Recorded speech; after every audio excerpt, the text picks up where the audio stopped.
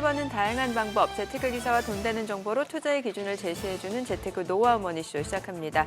간밤 뉴욕 증시 3대 지수 혼조로 마감했습니다. 다우는 강보와 그리고 나스닥과 S&P 500은 하락했는데요. 엔비디아 실적 발표를 기다리면서 또 차익 실현 물량들이 상당히 출회되기도 했죠. 네, 그렇습니다. 26일 발표될 엔비디아의 지난해 4분기 실적은요. 중국의 딥시크 충격 이후에 고가의 AI 칩 수요를 가늠할 기회라는 점에서 주목하게 되는 상황입니다. 엔비디아, 브로드컴 등 주요 기술주들이 3% 넘게 하락하고 또 필라델피아 반도체 지수 또한 내림세를 보였습니다.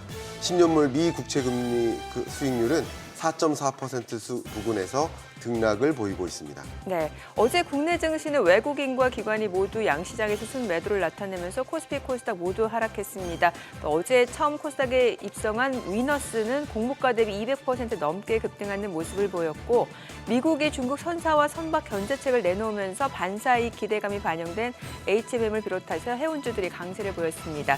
또 미국의 대중국 규제 강화 소식에 강세를 보인 건 2차 전지도 마찬가지였는데요. 최근 반등폭을 키우면서 오늘 흐름도 기대하게 되죠. 증시타임에서 개장부터 함께 확인해 보시죠. 네, 시진핑 중국 국가주석이 알리바바, 샤오미 등 주요 빅테크 총수들을 불러 모아 간담회를 열었는데요.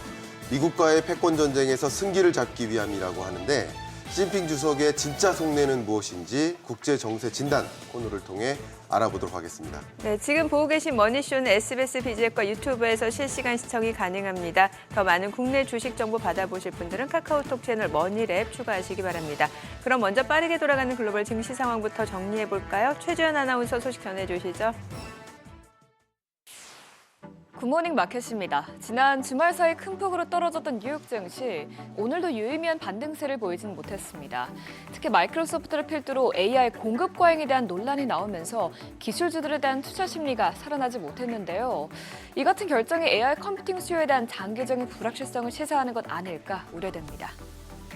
마감 상황 보면 다우와 S&P 500 지수는 각각 다우 지수 홀로 0.08% 올랐고요. S&P 500 지수와 나스닥 지수는 각각 0.5%, 1.21% 빠졌습니다. 시총 상위 종목 보면 빅테크 기업은 대부분 내렸습니다. 마이크로소프트는 상당 규모 AI 데이터 센터 임대 계약을 취소했다는 소식에 오늘 1% 넘게 떨어졌고요. 특히나 실적 발표를 앞두고 있던 엔비디아는 오늘 3% 넘게 빠졌습니다. 이런 가운데 애플은 관세 폭탄을 피하기 위해 앞으로 4년간 미국 내 약 715조 원을 투자하겠다고 밝히면서 오늘 0.66% 오른 것으로 나타났습니다. 이어서 시총 6위부터도 보면 메타는 2.26% 떨어지면서 5거래일 연속으로 내렸고요. 테슬라는 오늘도 2% 넘게 빠졌습니다. 다만 주말 사이에 호실적을 공개한 버크셔 해서웨이는 4% 상승했습니다. 오늘 이렇게 시장에 약세를 보인 데는 월가에서 마이크로소프트가 데이터 센터 임대를 줄이기 시작했다는 보고서가 나온 것이 영향을 준 것으로 보이는데 브로커리지 회사 TD코에는 마이크로소프트가 수백 메가와트 용량의 임대를 중단했다는 것을 공급 업체로부터 확인했다면서 마이크로소프트가 AI 컴퓨팅 공급 과잉 상황에 처해 있는 것으로 보인다고 밝혔습니다. 물론 마이크로소프트 측은 이에 대해서 800억 달러 이상의 지출 계획은 유지될 것이라고 언급했지만 앞으로 일부 영역에서 전략적으로 인프라 속도를 조절할 수 있다고 언급하면서 기존 계획에 어떤 변화가 생길 수도 있는 여지를 남기기도 했는데요. 특히나 최근 투자자들 사이에서 AI에 막대한 지출을 하는 것에 대한 의문이 커진 만큼 이번 소식이 시장에 악재로 작용한 것으로 풀이됩니다. 또 한편 최근 스태그플레이션에 대한 공포가 짙어진 가운데 간밤 나온 지표도 이 같은 우려를 더 키웠습니다. 댈러스 연은에서 집계하는 텍사스 지역 제조업 지수는 지난달에 비해서 큰 폭으로 감소한 것으로 나타났는데요. 향후 기업 전망에 대한 지수가 큰 폭으로 떨어지고 생산 지수, 주문 지수 등이 크게 내리면서 전반적인 수치가 빠졌습니다. 특히나 불확실성 지수가 1월 대비해서 28포인트 가까이 급등하면서 제조 업황이 위축세를 보인 것으로 풀이되죠. 또 이런 가운데 투입 가격 지수는 급등한 것으로 집계되는데 원자재 가격은 지난달 대비해서 2배 오르면서 수년 만에 최고치를 기록했습니다. 이는 제조 업황이 둔화되는 가운데 인플레이션이 오를 수 있다는 것을 의미하기 때문에 스태그플레이션에 주의해야겠습니다. 다만 그럼에도 불구하고 월가에서는 미국 경제의 성장 기조와 기업 수익에 대한 강력한 전망을 감안할 때 여전히 미국 증시는 매력적이라고 평가했는데요. 모건 스탠리의 마이클 윌슨은 S&P 500을 최고의 수익 성장 전망을 가진 고품질 지수라면서 미국 주식에서 철수하는 것을 결론 내리기에는 너무 이르다고 밝혔고요.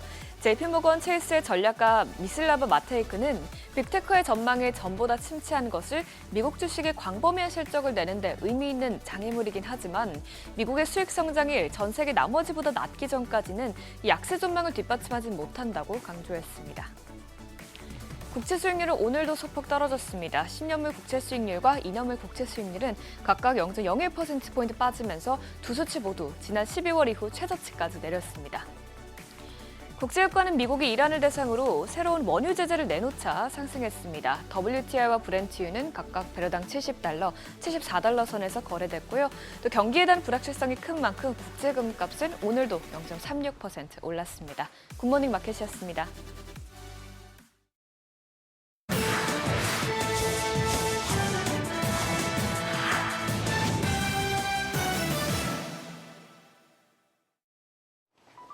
애플이 역대 최대 규모의 미국 내 투자 계획을 발표했습니다. 트럼프 대통령이 펼치는 전방위적 관세 공세 타격을 완화하려는 차원으로 해석되는데요. 향후 4년간 5천억 달러 우리 돈으로 714조 원 이상을 투자할 계획이라고 밝혔습니다. 먼저 텍사스주 휴스턴에 새 공장을 짓는데요. 단짝 폭스콘과 함께 AI 시스템인 애플 인텔리전스의 구성 요소인 프라이빗 클라우드 컴퓨터란 시스템을 구동하는 서버를 생산할 예정이고요. 또 AI 기술 강화를 위해 애리조나와 아이오와, 네바다, 노스캐롤라이나, 오리건주 데이터 센터의 용량도 확장할 방침입니다. 여기에 일자리 지원에 관한 첨단 제조 기금도 현재 2배인 100억 달러, 우리 돈 14조 원 규모로 늘리는데요. 이번 애플의 대형 투자 계획을 두고 트럼프의 관세 정책에 따른 타격을 피하기 위해서란 해석이 나옵니다. 아이폰 등 주요 제품을 중국과 멕시코 같은 해외에서 주로 만들고 있는데 트럼프 정부가 중국산 수입품에 10% 추가 관세를 부과하고 멕시코에도 25% 관세 가능성이 남은 만큼 수익성 측면의 부담이 클 수밖에 없어 생산시설 일부를 미국으로 옮긴다는 겁니다. 또 이번 대규모 투자를 지렛대 삼아 트럼프 1기 행정부 때처럼 관세 면제 혜택을 노릴 수 있다는 관측도 나옵니다. 애플의 이번 투자 계획 발표는 자국 제조업 부흥을 위해 기업 투자를 촉구하는 트럼프에게 화답한 모양새가 됐는데 최근 우리나라 등 동맹국 기업들의 미국 투자까지 압박하고 나선 만큼 관세 폭탄을 피하려는 기업들의 미국 내 투자 활성화가 탄력을 받을지 관심입니다. 시진핑의 부름을 받고 중국 빅테크들이 곳간을 활짝 열고 있습니다. 그중에서도 당국의 미운 털이 박혔다 돌아온 마윈이 주도적으로 나서고 있는데요. 알리바바는 지난 10년간 들인 투자액보다 더 많은 자금을 향후 3년간 클라우드와 AI 인프라 개발에 쏟아붓기로 했는데 자그마치 3,800억 원, 우리 돈 75조 원이 넘습니다. 딥시크 훈풍을 타고 탄력을 받은 알리바바, 거침없는 행보를 보여주고 있는 요즘입니다. 지난달에는 새로운 AI 모델 Q1을 선보이기도 했는데 딥시크는 물론이고 오픈 AI와 메타의 제품을 모든 영역에서 능가한다 주장하기도 했고요. 애플 아이폰의 중국 현지 AI 서비스를 위한 파트너사로 자리매김하는가 하면 클라우드 분야에선 아시아 1위를 달리고 있습니다. 덕분에 올해 들어 주가는 70% 가까이 고공행진 중이고요. 알리바바뿐만 아니라 다른 중국 기업들도 인공지능 투자를 늘리는 추세입니다. 또 이와 별도로 중국은 초기 자본금 12조 원 규모의 새로운 AI 투자 기금도 조성하고 있는데요. 중국 AI 시장이 2030년까지 990조 원 규모에 달할 것이라는 전망도 나오는데 미국의 견제 속에서 AI 굴기를 이루겠다는 의지를 불태우고 있습니다. 인공지능 기술 경쟁에 불이 붙고 있는 가운데 오픈 AI 경쟁사로 부상한 엔스로픽이 차세대 AI 모델 클로드 3.7 소넷을 공개했습니다. 특이점으로는 추론과 신속 응답을 결합한 하이브리드 형태로 나왔는데요. 쿼리에 따라 사용자 선택 없이 알아서 즉각 답변을 내놓거나 심층 추론을 거친 후 답변을 제시합니다. 회사 측은 현재 시장에 나와 있는 유일한 하이브리드 모델이고 자사가 선보인 AI 모델 중 역대 가장 뛰어난 성능을 가지고 있다 자신했습니다. 최근 이렇게 추론 기능을 탑재한 최신 AI 모델들이 쏟아져 나오고 있습니다. 글로벌 생성형 AI 시장은 지난해 100조 원에 육박했는데 매년 40%씩 성장해 7년 뒤엔 10배가 넘는 1,400조 원에 달할 것으로 전망되는 만큼 미래 먹거리를 차지하기 위한 싸움이 치열합니다. 핵심 투자자이자 강세론자로 유명했던 로스커버가 테슬라 주가가 반토막이 날 수 있다는 비관적 전망을 내놨습니다. 그저 말뿐만이 아니라 커버는 지난해 약 6천만 달러치 지분을 매각하는 등 테슬라에 대한 우려를 노골적으로 드러내고 있는데요. 주가 하락의 이유로 완전 자율주행 FSD 기술 문제와 머스크 리스크, 판매 실적, 높은 밸류에이션 네 가지를 꼽았습니다. 당장 머스크는 오는 6월까지 무인 자율주행 택시를 선보이겠다 했지만 커버는 이는 현실적으로 불가능에 가깝다 지적하면서 특히 라이다 센서 대신 카메라 기반 시스템을 사용하는 점에서 기술적 한계에 부딪힐 수밖에 없다 주장했습니다. 또 수장인 머스크가 테슬라에 집중하지 않고 이 시선이 스페이스X부터 XAI, 소셜미디어 X까지 여러 곳으로 분산된 데다 최근 정치적 행보에 열을 올리고 있는 점도 큰 리스크로 꼽았고요. 이에 따라 중국을 비롯해 유럽 등 각국 시장에서 판매 실적은 내리막을 걷고 있고 테슬라의 주가도 비현실적으로 높다 주장했습니다. 현재 시총이 도요타보다 5배 가까이 높지만 순이익은 도요타의 20% 수준에 그친다면서 주가 수익 비율이 118배로 기술주 중에서도 매우 높은 편이다. 지금 같은 상황이라면 주가가 50%까지 떨어질 가능성이 있다 경고했습니다. 지금까지 글로벌 비즈였습니다. 어제장에서 이슈가 있었던 업종 살펴보는 기업 이슈 시간입니다. 먼저 어제 코로나19 관련주가 급등했습니다. 중국에서 기존보다 감염력이 강한 신종 코로나 바이러스가 발견됐다는 소식이 전해졌는데요. 우한 바이러스 연구소에 따르면 이 바이러스는 인간 수용체를 통해 침투할 수 있어 동물에서 사람으로 전파될 위험이 있습니다. 심지어 이번 바이러스가 기존 유형보다 인간 수용체에 더 잘 적응해 감염 가능성이 더 높을 수 있다고 주장했는데요. 다만 연구진은 이 새로운 코로나 바이러스가 코로나19 바이러스처럼 인간 세포에 쉽게 침투하지는 못한다고 설명했습니다. 해당 바이러스는 인간에게서 검출된 것이 아니라 연구진이 실험실에서 분리해낸 것이므로 현재 단계에선 인간에게 집단 발현할 가능성은 희박한데요. 그러나 또 한 번 팬데믹이 찾아올 수 있다는 불안감에 관련주의 매수세가 몰린 것으로 풀이됩니다. 마감 상황 보면 메디콕스가 상한가 기록했고요. 수젠텍 10.69%, 유투바이오 6.88%, 랩지노믹스도 6% 넘게 올랐고 녹십자 MS가 5.81% 시세 분출했습니다. 2차 전지주가 우리 증시에서 며칠째 강세 보이고 있습니다. 지난달 부정론의 극단을 통과했다는 평가가 투심 회복에 긍정적으로 작용했는데요. 지난달이 과매도의 국면이었다면 이번 달엔 전기차 판매 및 리튬 가격 회복 기대감으로 빠르게 적정 가치를 회복하고 있다는 분석입니다. 또한 전고체 배터리와 전구체 배터리에 이어 원통형 배터리에 대한 관심이 뜨거운데요. LG 에너지 솔루션이 원통형 배터리 기술과 전기차 배터리 관리 서비스로 지난해에 이어 올해도 인터배터리 어워즈를 수상했습니다. LG엔설의 원통형 배터리인 4680 배터리는 테슬라의 로보택시와 옵티머스에도 사용되는데요. 기존 원통형 배터리 대비 에너지 용량이 최소 5배 이상이고 빠른 충전과 높은 공간 효율성을 갖췄습니다. 이에 따라 앞으로 쓰임새가 더 많아질 것으로 보이는데 그러면서 이 4680 배터리에 납품하는 밸류체인 종목들이 특히 강하게 시세 분출했습니다. 마감 상황 보면 성우는 자사의 제품을 LG엔솔의 4680 배터리에 단독 공급하기로 했다는 소식이 부각되면서 더 크게 올랐는데요. 28.12% 올랐고 나라MND 14.63%, 금양도 14% 가까이 올랐고 메가터치 12.64%, TCC 스틸이 10% 넘게 상승했습니다. 엔비디아가 블랙웰의 발열 문제를 해결하기 위해 수랭식 냉각 업체를 찾고 있다는 소식이 전해지면서 어제 관련주에 대한 투자 심리가 확대됐습니다. 액침 냉각은 전자장비를 전기가 통하지 않는 냉각류에 담가서 열을 식히는 차세대 냉각 기술로 기존 기술보다 효율적이며 전력 소모를 줄일 수 있습니다. 블랙웰의 경우 기존보다 전력 소모량이 많아 발열 관리가 주요 이슈로 떠올랐는데요. 앞서 발열 문제로 주문이 취소되거나 연기된 적도 있죠. 이에 따라 엔비디아가 기존 방식의 한계를 극복하기 위해 수랭식 및 액침 냉각 도입을 추진하면서 관련 기업, 특히 삼성공조가 관심을 받았습니다. 관련주 더 살펴보면 삼성공조가 상한가 기록했고요. 워트 11.59%, GST 3% 넘게 올랐고 3S도 3.23% 올랐고요. KN솔이 2.4% 올랐습니다. 마지막으로 해운주도 좋은 흐름 보였는데요. 미국 정부의 중국 해운과 조선업에 대한 견제책이 구체화됐습니다. 미국 무역대표부는 중국의 해양, 물류, 조선 산업의 장악력을 고려해서 중국 선사 및 중국산 선박과 관련한 국제해상 운송 서비스에 수수료를 부과하는 방안을 추진한다고 밝혔는데요. 여기엔 중국 선사 소속 선박이 미국 항구에 입항할 때마다 선박당 최대 100만 달러의 수수료를 부과하는 내용 등이 담겼습니다. 이로 인해 국내 해운사들이 반사수혜를 받을 수 있다는 기대감이 확산했는데요. 글로벌 선사로선 안전한 한국으로의 발주 고려가 극히 합리적인 선택지가 될 거란 분석입니다. 마감 상황 보면 HMM은 중국산 선박 비중이 낮아 더 크게 올랐는데요. 7.12% 올랐고 흥하해운 3.12%, 대한해운 1.9%, KS해운도 1.13% 올랐고요. STX 그린로지스도 소폭 올랐습니다. 지금까지 어제장 이슈 전해드렸습니다.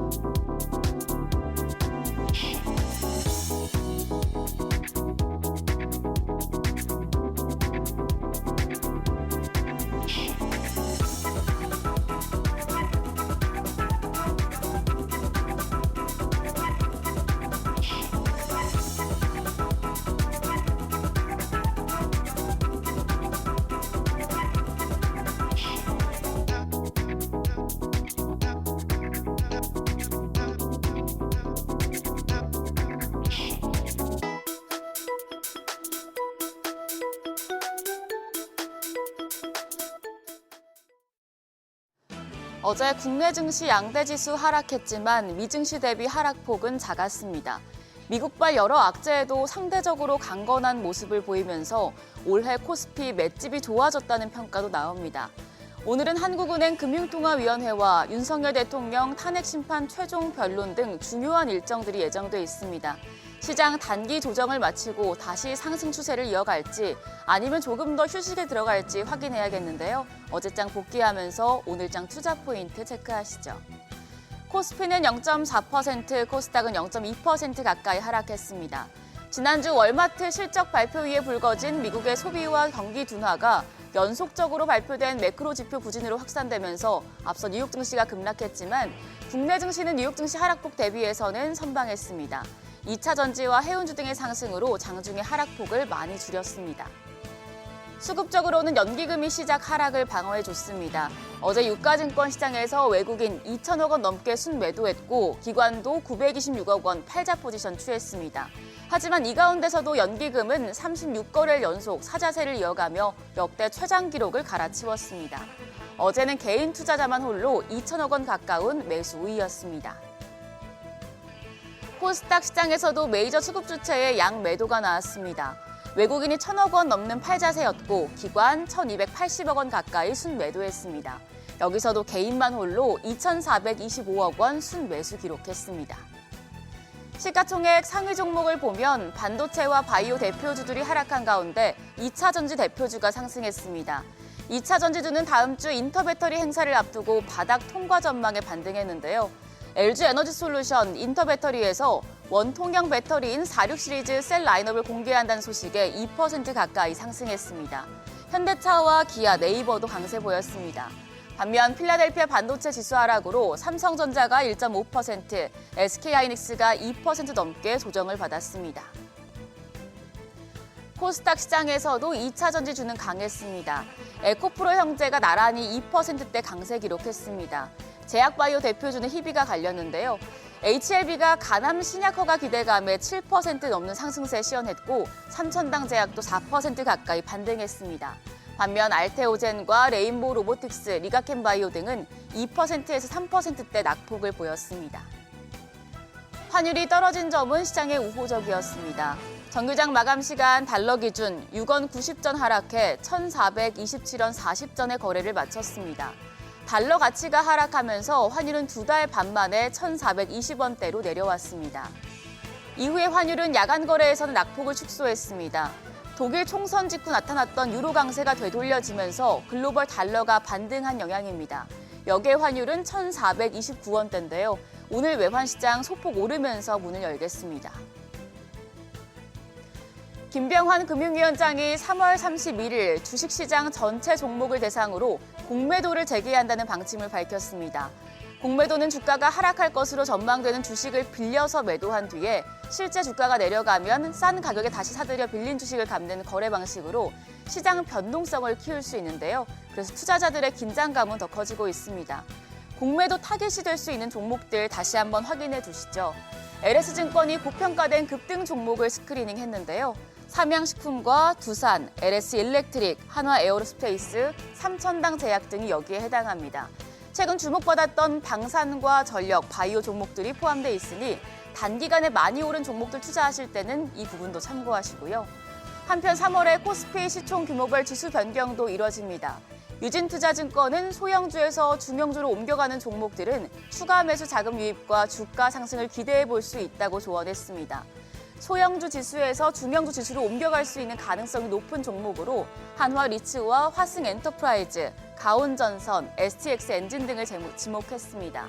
확률상 상승과 하락할 가능성이 높은 종목들은 한 번씩 확인해 두시죠. 오늘 일정 보겠습니다. 한국은행이 오전 기준금리를 결정합니다. 시장에선 인하 가능성에 무게를 두고 있습니다. 공식적인 성장률 전망치도 공개하는데 1.6에서 1.7%에서 더 낮아질지도 주목되고 있습니다. 헌법재판소에서는 윤석열 대통령 탄핵 심판 최종 변론이 열립니다. 정치적인 불확실성이 많이 사라진 상황이지만 최종 변론인 만큼 시장에 영향을 줄 수 있겠습니다. 또 오늘은 반도체 프리커서 소재 전문 기업인 LK캠이 코스닥 시장에 상장합니다. 어제 상장한 위더스가 공모가의 4배나 오르는 기염을 토했는데요. LK캠도 연이어 좋은 흐름 보여줄지 관심이 쏠리고 있습니다. 한편 어제 시간외 거래에서는 업스테이지 관련주가 강했습니다. 장 마감 후에 오픈 AI 최대 주주인 MS와 글로벌 중앙처리 장치 제조사 AMD가 국내 생성형 AI 스타트업 업스테이지를 대상으로 투자 및 중장기 파트너십 구축에 나섰다는 보도가 나온 영향입니다. 관련주로 스톤브리지 벤처스, SK네트워크스, 컴퍼니 K 등이 부각되면서 상한가 기록했고요. KTCS와 미래에셋 벤처투자 등도 상승했는데요. 오늘 업스테이지 관련주들 강세 이어갈지 지켜보시죠.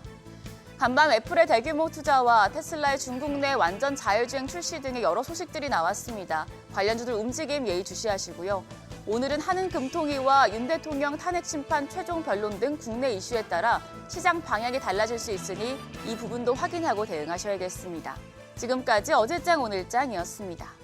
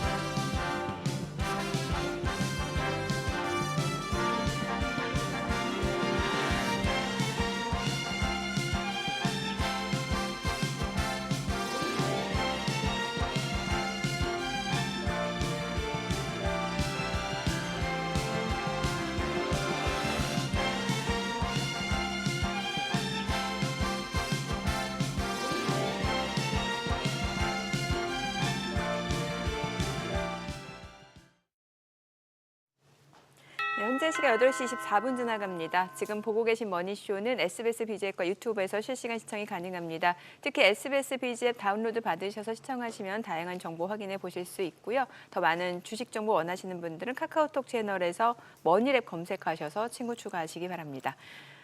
이번 주까지 이제 저와 함께 진행을 하게 됐습니다. 소감 네. 어떠세요? 네, 반갑습니다. 참 경제도 주식시장도 좀 어두운데요. 이런 어려운 경제를 겨울이라고 표현하잖아요. 네네. 근데 여러분께 드리고 싶은 말씀은 겨울에도 꽃은 핀다.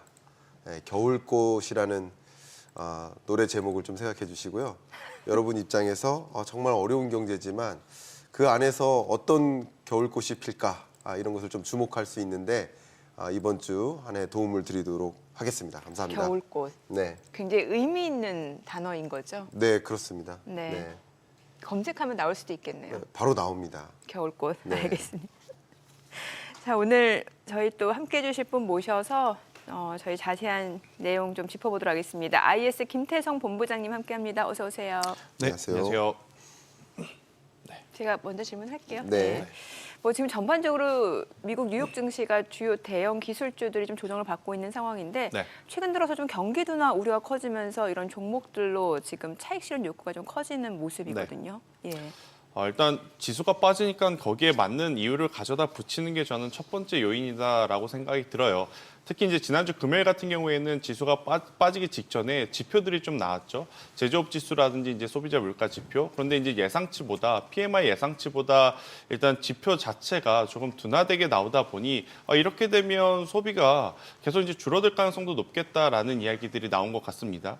근데 참 시장은 조금은 어떻게 보면 참 잔인한 게 요 며칠 전만 하더라도 지표가 잘 나오면 오히려 금리 인하할 때 또 도움이 된다. 혹은 지표가 안 나오면 또 금리 인하 뭐 늦어질 수도 있겠다. 막 이런 것들이 혼재되면서 뭐 굿뉴스가 배드뉴스가 될 때도 있고 배드뉴스가 굿뉴스가 될 때도 있는 그런 상황인데 또 우리나라 시장이 한참 좋은 어떤 흐름을 보일 때는 배드뉴스가 고지고대로 배드뉴스로 좀 받아들이는 경우가 많은 것 같아요. 네. 그 부분이 속상하긴 하지만 한 가지 바뀌지 않는 어떤 팩트는 일단 4분기 혹은 이제 다가오는 1분기 미국 기업들의 실적은 그렇게까지 줄어들지 않고 있다라는 것을 한번 저는 염두를 해 두셔야 될 것 같고요. 그렇다는 것은 즉 지수보다는 결국 그 지수를 이겨내는 종목군들은 아마 있을 것이다. 우리는 그 종목군들을 좀 찾아서 투자 전략을 디테일하게 잡아가는 것이 훨씬 더 좋은 지금의 시점이 아니겠는가라는 의견 한번 드려보도록 하겠습니다. 그러니까 뭔가 전체 숲보다는 나무를 그렇죠. 봐야 되는 시점이다. 네.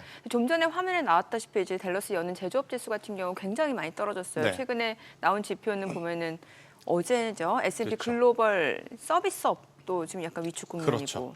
원래 제조업은 좀 미국에서 제조업은 안 좋았긴 했어요. 네. 좀 많이 꺾인 모습이거든요. 그런데 이제 PMI 지수로 숫자로 좀 체크를 예. 해보면 50이라고 하는 부분이 상당히 이제 상징적인 부분이지 않습니까? 50보다 위면 그래도 괜찮다. 50보다 밑으로 빠지면 그렇게 이제 좋진 않다.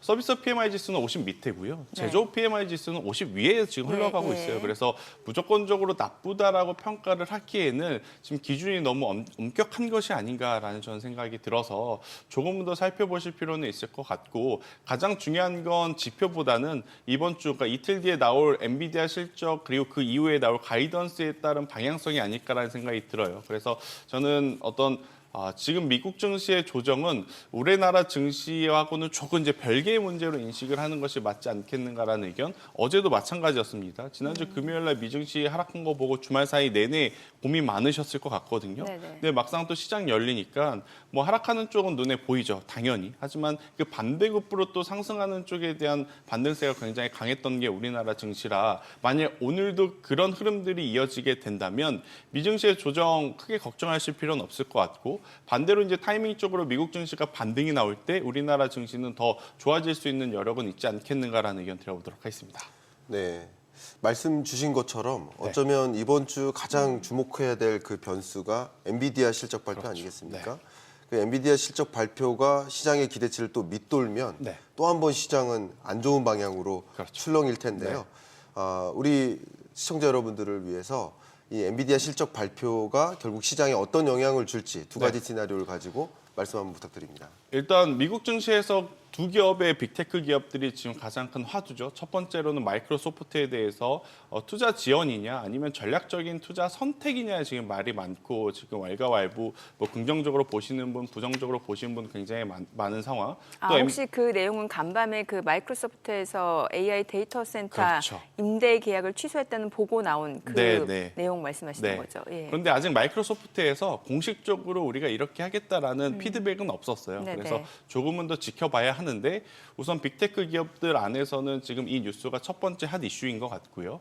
그리고 이제 내일 모레죠. 27일 우리나라 시간 기준으로 아침 6시면 엔비디아 실적이 이제 오픈이 될 텐데 여기서 이제 우리는 두 가지를 좀 체크를 해야 될 것 같습니다. 첫 번째, 네. 지난 4분기에 판매한 양은 잘 팔았을 겁니다. 뭐 크게 걱정할 것은 저는 없다 생각이 들어요. 근데 이제 문제는 다가오는 2025년도에 대한 수요, 혹은 이제 그 이상의 수요에 대한 속도를 우리는 좀 체크를 해볼 필요는 있을 것 같고요. 그게 첫 번째고요. 두 번째로는 지금 계속해서 발열에 대한 이야기가 끊임없이 나오고 있습니다. 유리기판이다, 뭐 액체 냉각이다, 액침 냉각이다, 순행식 냉각이다. 결국 이것도 엔비디아가 확실하게 우리가 지금 발열을 잡았다라는 이야기가 없으니까 계속 퍼져 나가는 노이즈 중에 하나이거든요. 이 부분에 대해서 사실은 CES에서 저는 엔비디아 젠슨 CEO가 이야기를 해줄 줄 알았어요. 루빈에 대한 이야기도 하고 블랙엘에 대한 이야기도 당연히 하겠지만 추가적으로 발열을 어떻게 잡겠다, 어떻게 잡고 있다라는 이야기를 해줄 줄 알았지만 CES에서 일절 이런 이야기들이 없었거든요. 그런 상황에서 우리나라 SKC가 유리기판을 선보이다 보니까 우리나라에서는 유리기판주들이 굉장히 좋은 모습을 보였는데 이번 가이던스에서도 마찬가지로 만약 발열에 대한 이슈가 없다면 저는 또 발열과 관련된 유리기판 혹은 액침, 액체냉각 관련주들에게는 기회일 수는 있지 않겠나라는 생각이 들고 있고 또 이제 반대로 젠슨항 CEO가 우리 지금 발열 잘 잡고 있다. 그러면 어떤 방식으로 잡고 있는지에 대해서 우리는 체크를 할 필요가 있죠.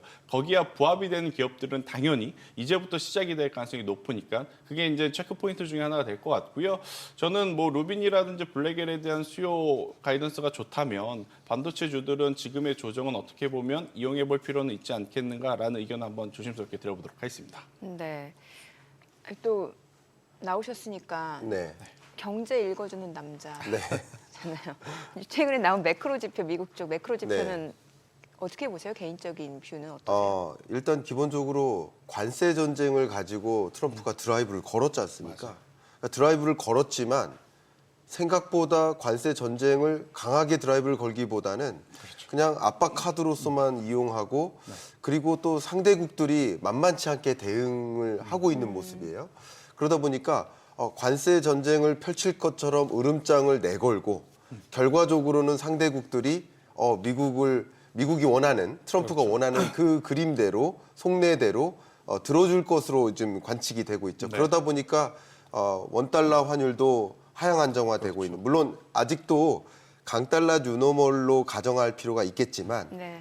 원달러 환율이 정점을 찍고 다소 안정화되는 흐름은 야기되고 있죠. 역시 국채금리도 그런 면에서 움직이고요. 또 굉장히 많이 관심이 있었던 매크로 지표에서 관세를 본격적으로 부과하기 시작하면 인플레가 야기될 거야 라고 이렇게 공식화했거든요. 이 인플레가 야기되니까 금리 인하 끝났어. 금리 인하 중단론이 많이 퍼졌었거든. 근데 이제 이 공식이 또 깨지는 겁니다. 관세 부과 안 하겠구나. 그럼 인플레 약이 안 되겠구나. 금리 인하 또 생각보다 하겠구나 하는 이런 움직임으로 거시경제 지표는 또 방향을 트는 그런 움직임까지 있으니까 이런 관점에서 지금 말씀하시는 이 기술주들 우리가 주목해야 될 어떤 실적 발표가 있고 그것이 또 한 번의 모멘텀 전환을 가져다 줄지를 주목해 볼 그런 중요한 시점인 것 같습니다. 저도 그 말에 100% 예, 동의를 예. 하고요. 가장 중요한 건 그런데 엔비디아의 실적, 뭐 애플의 실적보다 결국 우리나라 기업들의 실적일 것 같아요. 네. 특히나 이제 삼성전자 같은 경우 혹은 SK 하이닉스 같은 경우에는 지금 이제 조금 답답한 상태인 거죠. 삼성전자는 여전히 HBM 제대로 못 해내고 있는 상황 속에서 과연 자사주 매입의 일정이 끝나게 되면 도대체 무엇을 가지고 어떤 명분을 가지고 주가를 올려야 될까라고 고민을 해보면 명분이 하나도 없습니다. 로봇에 대한 이야기, 근데 그것도 기대감이지 실제로 돈을 벌어들이는 사업이 아니기 때문에 그래서 우리나라 같은 경우에도 삼성전자는 앞으로 향후 실적에 대한 흐름들, 기대감 이런 것들이 가장 중요할 것 같고 또 두 번째 SK 하이닉스는 불과 한 달 전, 두 달 전만 하더라도 CES 갔다 온 최태원 회장이 굉장히 자신감 있게 이야기를 했죠. 네. 다 팔고 왔다. 결국에 이제 HBM을 다 팔고 왔다라는 건데 만약 엔비디아의 가이던스가 나왔는데 그 가이던스가 우리 눈높이에 충족하지 못하는 모습을 보인다면 또 SK 하이닉스도 지금 흔들릴 가능성도 지금 열어두고 봐야 되는 상황이 아닐까라는 생각이 들어서 지금은 그 무엇보다도 작년과 재작년은 AI와 데이터 센터가 확장한다라는 기대감 때문에 올랐다면 올해 1분기에는 이제는 그 기대감을 충족할 만한 숫자가 보이지 못하면 시장에서는 굉장히 엄격한 기준을 이제 들이밀면서 굉장히 또 타이트한 수급이 이어질 가능성이 높으니까 저는 많은 개인 투자자분들 지금 고민 많으실 것 같아요. 네네. 좋다 그래서 기술주들을 잔뜩 담아놨는데 더욱이 12월 달만 하더라도 국장하면 안 된다. 미국장 가야 된다. 그래서 예. 미국장 넘어왔는데 막상 테슬라, 엔비디아 사니까 지금 또 떨어지기 시작을 하고 팔란티어도 마찬가지고 그래서 고민이 많으실 것 같은데 일단은 지금은 보유를 하는 게 맞을 것 같아요. 갖고 계신 분들은. 네, 대신에 그 보유하고 있는 기업들이 실적이 나왔는데 실적이 줄어들었다라고 하면 그때는 뒤도 돌아보지 말고 매도를 그러니까 비중을 좀 축소를 하시는 게 가장 맞는 전략이 아닐까라는 의견 드리겠습니다. 또 역으로 지금 사실 이제 미국 내 헤지펀드에서는 주요 대형 기술주들 매그니피센트 세븐 비중이 굉장히 줄어들어 있는 상황인데 사실 개인 투자자분들은 이 달리는 말에 올라타지 못한 거에 대한 아쉬움이 있어서 이렇게 조정 나올 때 오히려 저가 매수 기회로 또 접근하시는 분들도 있으시단 말이죠. 여기에 대해서는 어떻게 보세요? 일단 그러신 분들은 특정 한 종목을 저는 투자를 하는 것은 지금은 오히려 역풍을 좀 맞을 가능성이 높다. 좀 분산 투자를 해야 된다. 빅테크 기업 안에서 매수를 하더라도 오히려 엔비디아 가지고 있으신 분들은 애플 가지고 있으신 분들보다 더 고통스러운 지금 한 주가 될 가능성이 높거든요. 오히려 애플은 또 괜찮죠, 그렇죠. 주가가. 예. 그런 것을 감안을 해보면 분산 투자가 이미 이루어져 있는 ETF 상품을 저는 하는 것도 지금은 굉장히 또 좋은 선택지가 될 수 있다. 그러니까 투자자분이 A 종목도 조금 사고 B 종목도 조금 사고 C 종목도 조금 사다 보면 본인의 입맛에 맞거나 본인의 어떤 시야에 들어오는 특정 종목의 비중이 좀 많아질 수가 있어요. 그런 것들을 좀 방지를 하려면 애초에 비중이 좀 정해져서 담겨져 있는 ETF 투자를 지금 하는 것도 저는 나쁘지 않은 선택지일 수 있겠다라는 의견 드려보도록 하겠습니다. 네. 다음 질문 제가 드리고 싶은데 네. 드리기에 앞서서 CES 말씀을 계속 해주셔서 네네네. 제 좀 견해도 좀 붙이고 예. 그리고 말씀을 좀 드려볼까 예. 합니다. 제가 마침 다음 주에 스페인에 갑니다. 예. MWC에 모바일 월드 참석을 콩그레스. 그렇습니다. 예. 그러니까 이 기술주에 좀 주목을 하실 때 연말 연초에 나타나는 일부 어떤 특징들도 한번 고려해 주시면 좋지 않을까. 어떤 특징? 보시면 연말 같은 경우는 소위 말하는 크리스마스 이벤트라고 해서 대대적인 이제 소매 판매가 일어나죠. 미국 경제도 그래 했죠. 그리고 특히 대선 직후였기 때문에 그런 어떤 소비자 심리도 크게 살아나면서 연말에는 소위 미국 시장이 특수를 보였습니다. 그렇죠. 강달러도 나타났고요. 그러니까 더 많은 자금이 미국으로 쏠렸습니다. 그리고 1월에는 뭐가 있었습니까? CES가 열렸죠. 방금 말씀하셨던 월드 이코노믹 포럼이 열렸죠. 그리고 역시 트럼프의 새로운 정권을 시작되는 그런 관점에서 자기 의견도 표명하고 이렇게 하면서 계속 뭐를 강조했습니까? 딥시크 사태와 함께 나는 거기 딥시크 사태에 레이저 포커스를 두겠다 하면서 온통 1월 내내 뭐를 얘기했어요? AI를 논했습니다. 네. 그러면 이 AI를 논하는 시점이 지나고 그때 많은 기대감에 시장에서 돈이 주식시장으로 유입이 됐었겠죠. 그러다가 시간이 지나면서 조정되는 국면이라고도 생각해 볼 수 있겠고요. 또 나아가서 2월 말에 실시되는, 그러니까 3월 2일부터 실시되는 MWC에서 네. 또 많은 기업들이 자기의 어떤 유망 산업이나 섹터들을 계속 제시할 겁니다.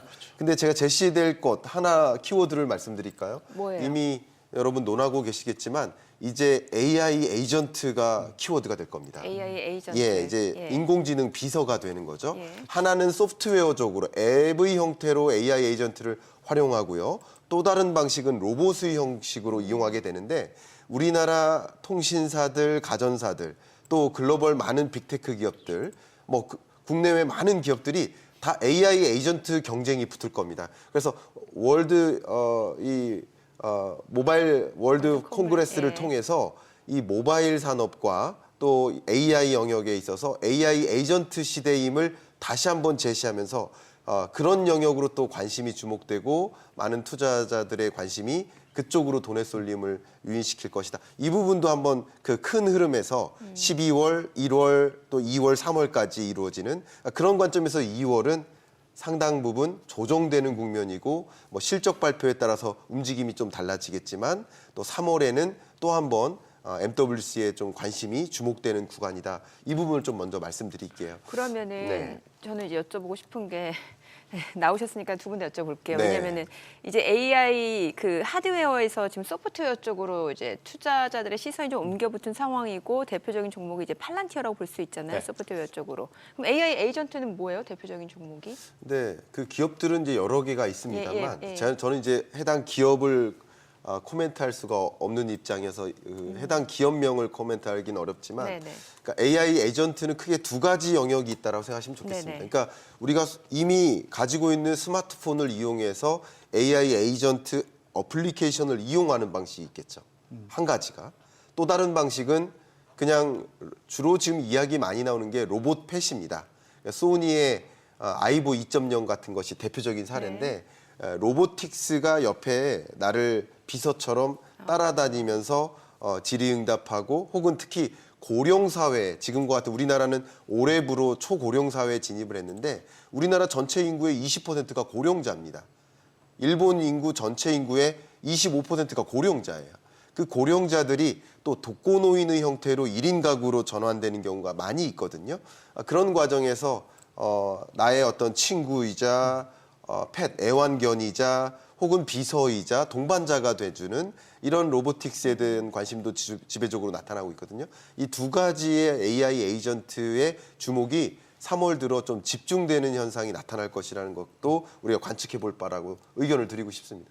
그러니까 대표적으로 기업을 좀 뽑아보면 네. 미국 증시에서는 세일즈포스가 가장 이제 세일즈포스. 단연 선두에 있다라고 좀 보시면 될 것 같고요. 국내에서는 지금 뭐 유사한 어떤 산업을 가지고 있는 본업을 가지고 있는 기업은 더존비존이라고 좀 보시면 됩니다. 그러니까 더존비존이 기업들 관련한 ERP 시스템만 있는 것이 아니라 개인 비서 기능을 좀 탑재한 이 플랫폼도 지금 보유를 하고 있어서 뭐 AI 에이전트의 개념을 좀 확장을 하면 더존비존까지도 한번 체크를 해볼 필요는 있겠다라는 생각이 들고 있고 저도 이제 이 이야기에 공감을 하는 게 네. 딥시크라는 것이 우리가 설 연휴 첫날 갑자기 나오면서 시장의 판도를 완전히 바꿔버렸지 않습니까? 네. 딥시크를 바라보는 시각이 처음에는 중국 기업이 만들었는데 우리가 믿을만한가? 이런 거였어요. 그런데 다들 딥시크의 기술력에 대해서는 굉장히 또 인정하는 코멘트들이 미국 빅테크 기업들 CEO들 입에서 나온 상황이에요. 그래서 이것들을 좀 종합해 봤었을 때 AI와 데이터 센터에는 두 가지의 어떤 분야가 있거든요. 네. 처음에 학습의 분야. 예. 이 학습의 분야는 방대한 양을 굉장히 빠른 속도로 익혀야 되기 때문에 HBM이라든지 고사양의 반도체 칩들이 많이 필요한 상황이었고 그럼 이렇게 학습된 부분에서 본인들이 원하고자 하는 산업에 필요한 부분만 쭉쭉 뽑아내는 부분을 바로 이제 우리가 추론이라고 이야기를 할 수는 있는데 바로 딥시크는 학습의 개념이 아니라 추론의 개념이었기 때문에 아무래도 이제 학습에 필요한 그 고사양의 고제품보다는 저사양의 저비용으로도 굉장히 또 좋은 어떤 결과치를 낼 수 있겠다라는 이야기들이 많았던 상황이거든요.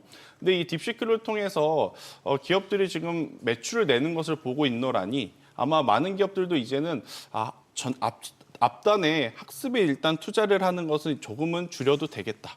이제는 인풋 대비 아웃풋을 만들어야 되는 시기이니까 딥시크와 같은 플랫폼들이 계속 이제 우후죽순 늘어날 가능성이 높고 대신에 이제 말로만 우리 플랫폼을 한다가 아니라 정말로 기술력 있는 플랫폼을 선보이는 기업들에게는 저는 또 한 번 기회의 장이 열릴 가능성은 높다라는 생각이 들어서 저도 하드웨어 쪽으로에서 소프트웨어로 넘어가는 현재 그 과도기임을 꼭 인지를 하셔야 되지 않겠는가라는 의견을 한번 드려보도록 하겠고요.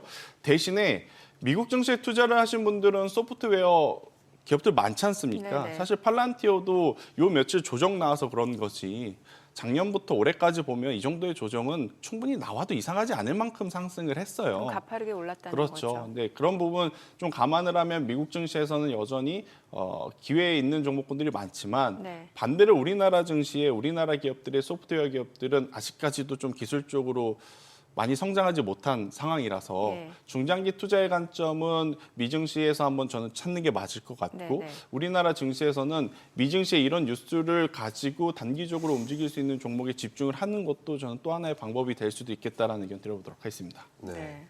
참 좋은 의견인 것 같아요. 좀 말씀에 대한 제가 짧은 코멘트를 하나 드리면 네네. 여러분 잘 생각해 보시면 기업들은 자기의 행보를 차곡차곡 움직여 나갑니다. 그러니까 AI 에이전트 개발하고 6G 개발을 위해서 준비하고 있고 6G와 AI 에이전트가 다음 주에 있을 화두가 될 겁니다. 제가 그 말씀 드리고요. 그러면 기업들은 차곡차곡 경영 실적을 쌓아나가기 위해서 움직이는 거예요.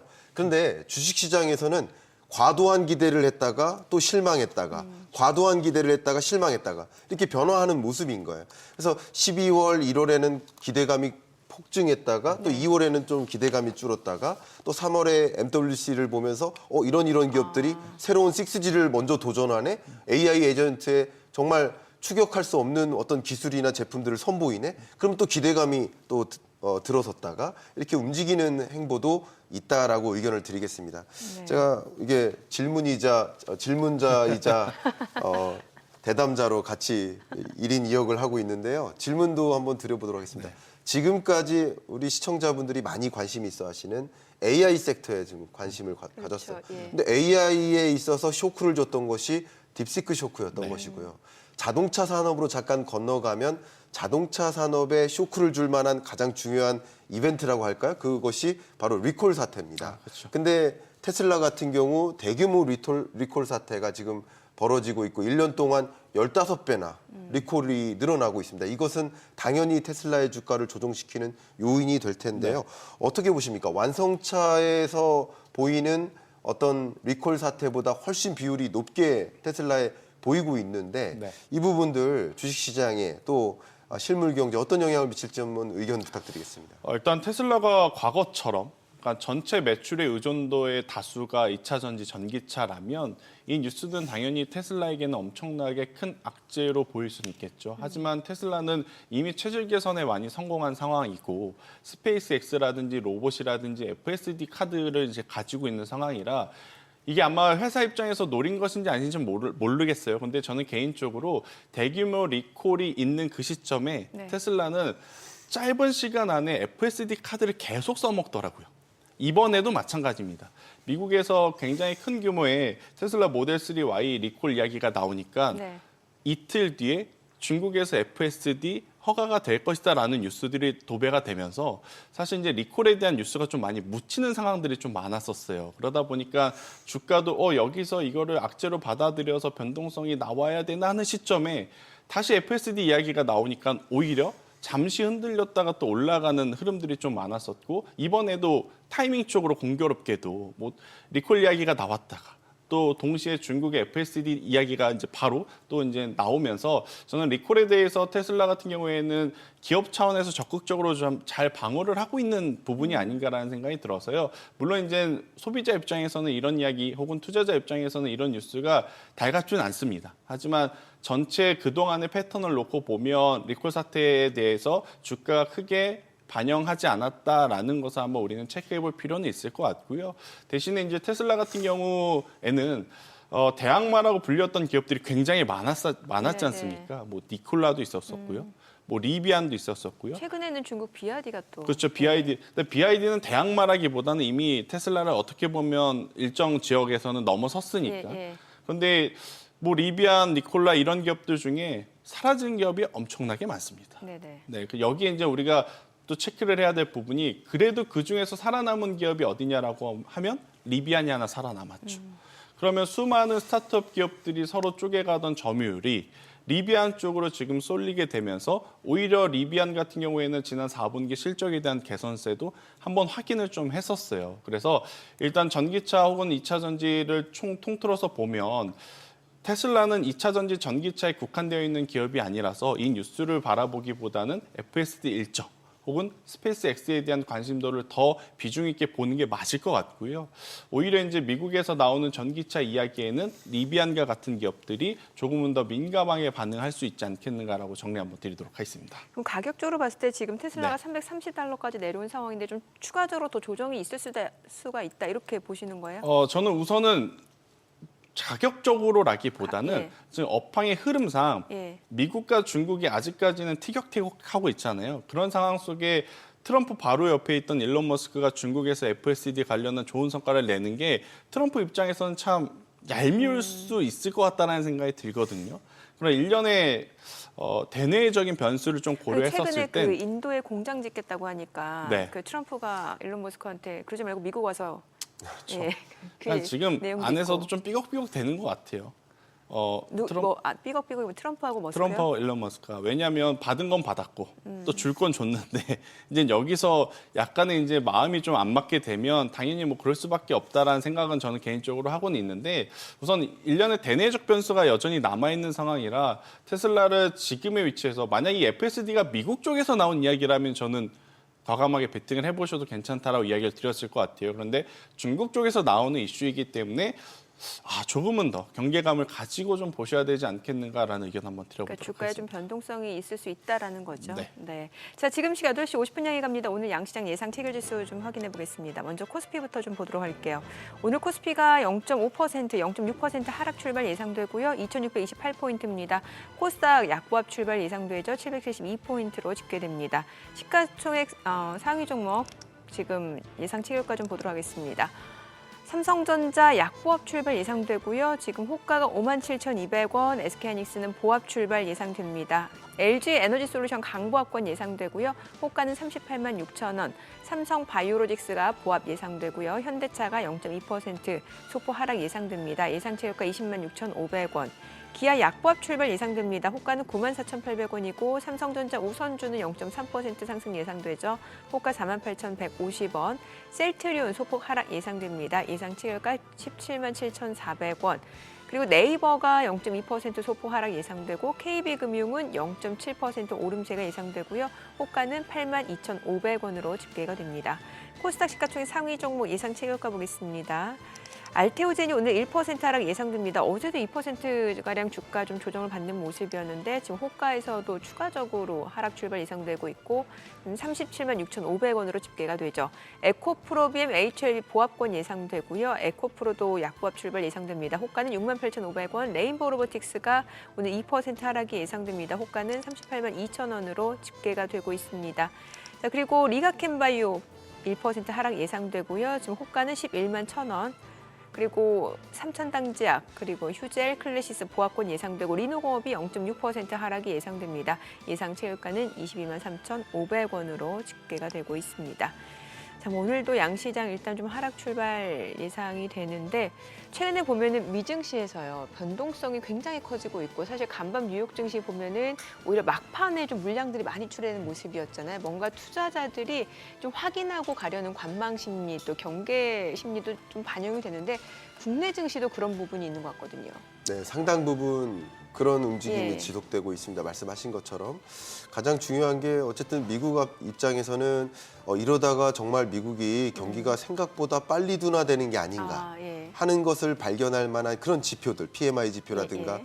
기업의 실적 발표가 생각했던 것보다 더 어둡게 나타나면서 그런 것들을 지켜보면서 그런 경기 침체 우려 이런 것들이 또 주식시장에 반영되는 모습이고 한국 경제 같은 경우도 결국은 우리 한국 경제에 드리워진 이런 정치적 불확실성 네네. 어떻게 전개될까 이런 것들이 또 상존하고 그게 더 폭증하거나 폭락하거나 하는 움직임이 또 우리 증시에서 자금을 이탈시키거나 다시 들어오게 하거나 이렇게 왔다 갔다 하는 장세가 계속 야기되는데 이렇게 변동성이 이런 심한 장세이기 때문에 앞서 말씀드렸던 것처럼 큰 틀에서 12월부터 또 3월까지 이어지는 큰 흐름에서 주요한 이슈들을 또 주목해 보는 것도 굉장히 중요한 투자 포인트가 되지 않을까 하는 의견도 좀 드리고 싶습니다. 네.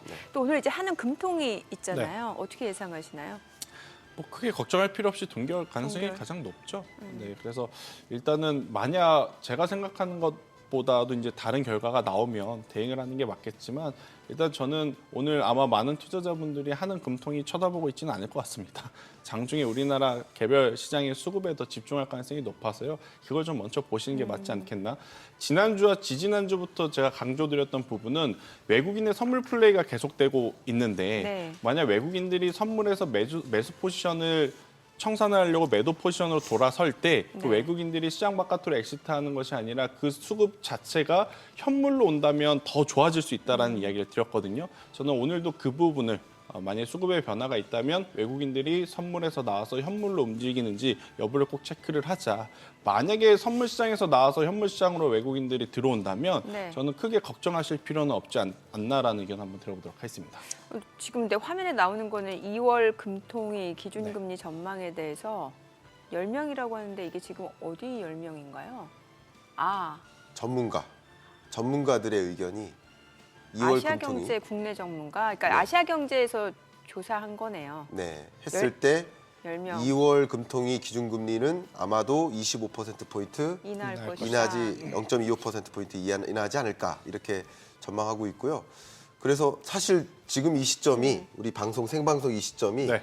정확히 금통위 결과가 발표되는 1시간 전입니다. 그렇죠. 보통 9시 55분쯤에 발표하거든요, 통상. 네, 그렇죠. 그래서 지금 1시간 전에 우리 전문가님께서 네. 의견을 주신 거예요. 네. 동결할 것 같다라고 네. 당연히.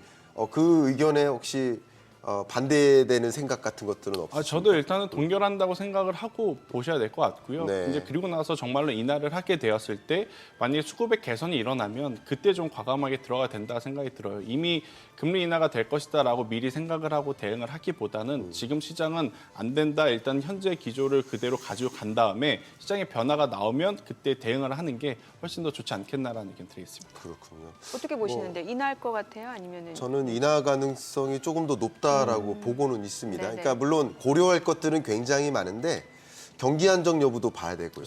물가 안정 여부도 봐야 되고 그리고 마지막으로 금융 안정 여부도 봐야 됩니다. 이 세 가지를 고루 보면서 금리를 적정한 금리가 뭘까를 결정해 나갈 텐데 저의 의견은 일단 금융 안정 여부에 대한 고민, 그러니까 가장 금융 안정을 해치는 요인이 지금까지는 강달러, 이 원달러 환율이었는데 그나마 1,400 초반대로 하향 안정화되어서 이 환율 불안 때문에 금리를 인하하는 것을 미루지는 않지 않을까. 그래서 상대적으로 경기 안정 여부를 들여다본다면 경기가 너무 불안하죠. 내수 경기 침체가 심각하죠.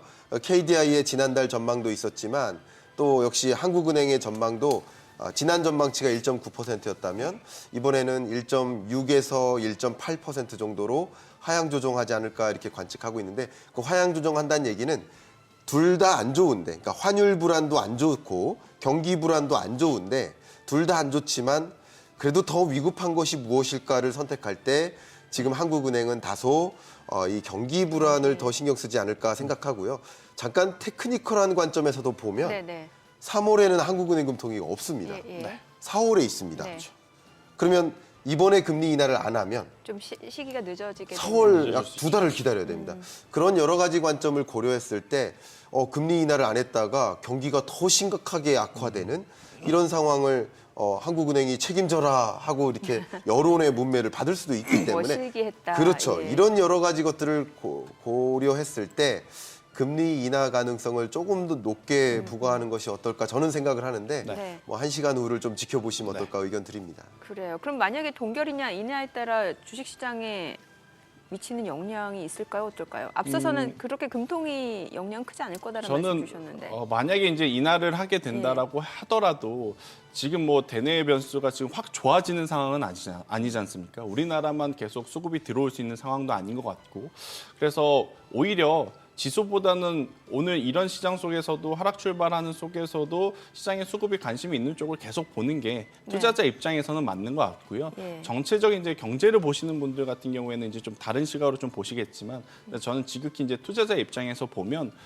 인하를 해주면 좋죠. 그런데 유지를 한다고 하더라도 지금 기조가 크게 뭐 전략이 크게 바뀌거나 하지는 않을 가능성이 높지 않겠나라는 의견 드리도록 하겠습니다. 네.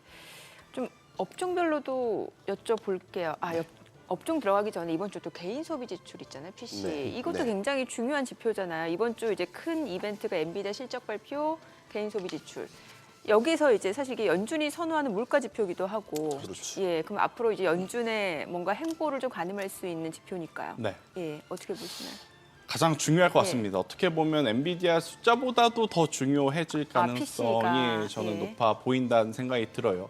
아마 이번에 나온 PC를 가지고 트럼프 행정부에 대한 점수 평가도 조금 이루어지지 않을까 싶습니다. 물론 이제 행정부가 시작한 지 시간이 그렇게 길진 않지만 그래도 이제 굉장히 중요한 시점에 나오는 지표인 만큼 이 부분에 대해서 좀 고민을 해볼 필요는 있을 것 같은데 일단 전체적으로 저는 지금 작년부터 제가 좀 많이 말씀드렸던 부분 중에 하나가 그때도 한 9월, 10월 달에 미증시는 언제까지 갈 것 같냐라는 질문에 12월까지는 일단 보자. 상방이 열려 있다. 대신 해가 바뀌는 내년 1월 중순부터는 리스크 관리를 좀 해야 된다라는 이야기를 계속 드려왔었거든요.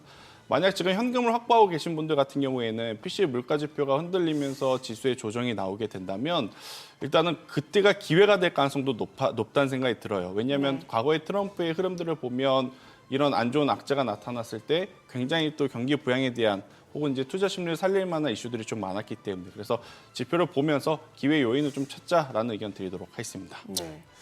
PC 물가에 대해서 저도 좀 의견 같이 드리면 어쨌든 3월에 FOMC 회의가 있습니다. 그렇죠. 근데 3월 FOMC 회의를 앞에다 두고 첫 마지막 공식적인 PC 물가 데이터가 나오는 겁니다. 근데 시장에서는 이렇게 받아들일 겁니다. 말씀하신 것처럼 굉장히 재밌는 현상인데 지금 2월 말입니다. 그리고 발표되는 PCE 데이터는 1월 PCE 데이터입니다. 1월 물가 데이터인데 트럼프 취임은 1월 20일이었어요. 그러니까 사실은 재미있는 현상이라는 내용을 저희가 좀 개장하고 그럴까요? 들어와야 예, 될 것 같습니다. 그렇게 오늘 하겠습니다. 국내 증시 흐름 확인해 보죠. 개장합니다.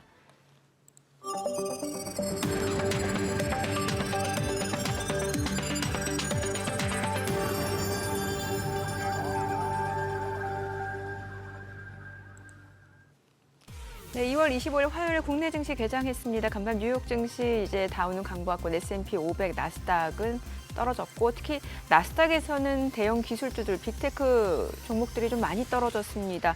필라델피아 반도체 지수도 그렇고요. 좀 전반적으로 차익 실현 욕구가 굉장히 커지고 있는 상황이고 또 이번 주 엔비디아 실적 발표 당장 앞두고 있는 상황이고 또 PC까지도 투자자들이 어느 정도 좀 관망 심리가 커질 수 있는 한 주가 될 것 같습니다. 자, 국내 증시는 어떤 출발 나타냈는지 지수 보도록 하겠습니다.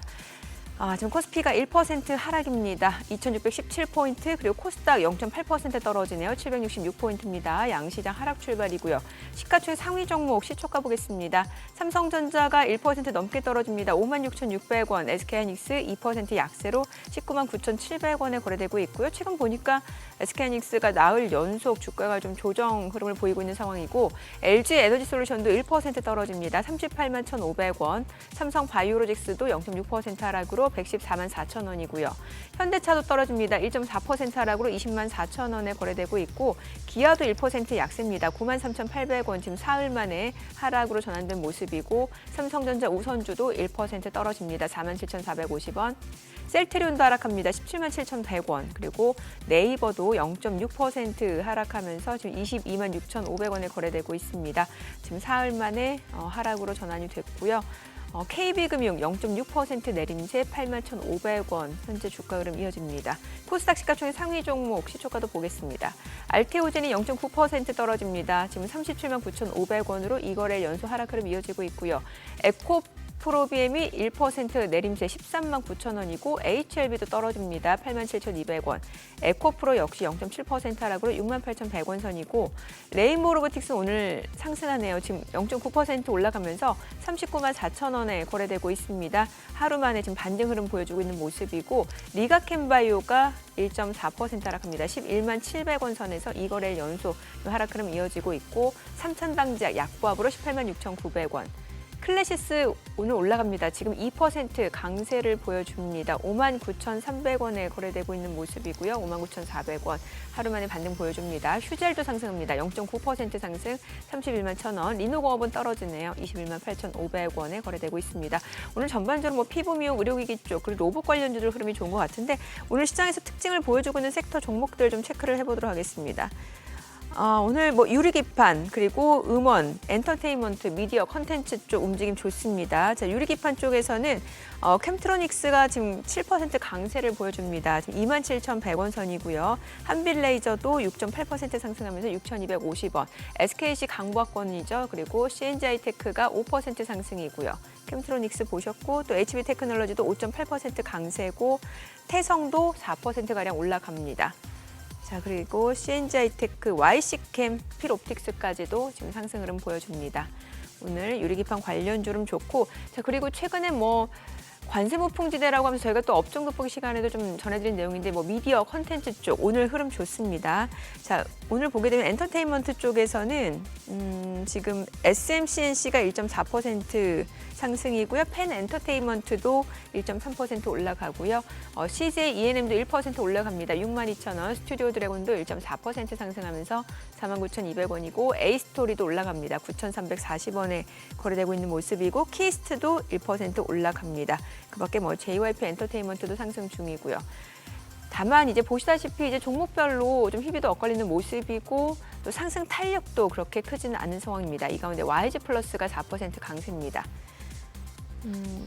뭐 이 정도 좀 보셔야 될 것 같고 철강주도 조금 움직임이 나타나고는 있는데 상승폭이 그렇게 크진 않네요. 지금 포스코 스틸리온 1% 상승 중이고 현대제철도 0.9% 오름세, 포스코홀딩스도 0.8% 상승이고요. 세아제강도 0.9% 오름세 보여주고 있습니다. 자, 오늘 이 정도 보시면 될 것 같고 수급 상황 좀 체크해 보도록 하겠습니다. 오늘 유가증권 시장에서는 지금 개인 투자자가 1,079억 원 순매수고 외국인과 기관은 각각 447억 원, 610억 원 매도 우위. 코스닥에서 개인 투자자 순매수 보여줍니다. 614억 원 매수 우위. 그리고 외국인과 기관은 각각 214억 원, 340억 원 순매도를 나타내고 있는 모습이고 오늘 외국인 선물에서도 좀 많이 파네요. 지금 2,000개 넘게 매도 우위를 나타내고 있습니다. 환율 체크해 보겠습니다. 달러원 환율입니다. 정기장 마감 대비로 4만 60전 상승하면서 1,431원에 개장이 됐습니다. 네, 지금 코스피가 처음보다는 약간 낙폭을 줄이기는 했는데 사실 이게 참 메이저 수급이라고 하면 이제 외국인이 좀 매수를 해줘야 되는데 그렇지도 못한 상황이고 전반적으로 좀 변동성이 큰 모습이긴 하네요. 시장 자체가.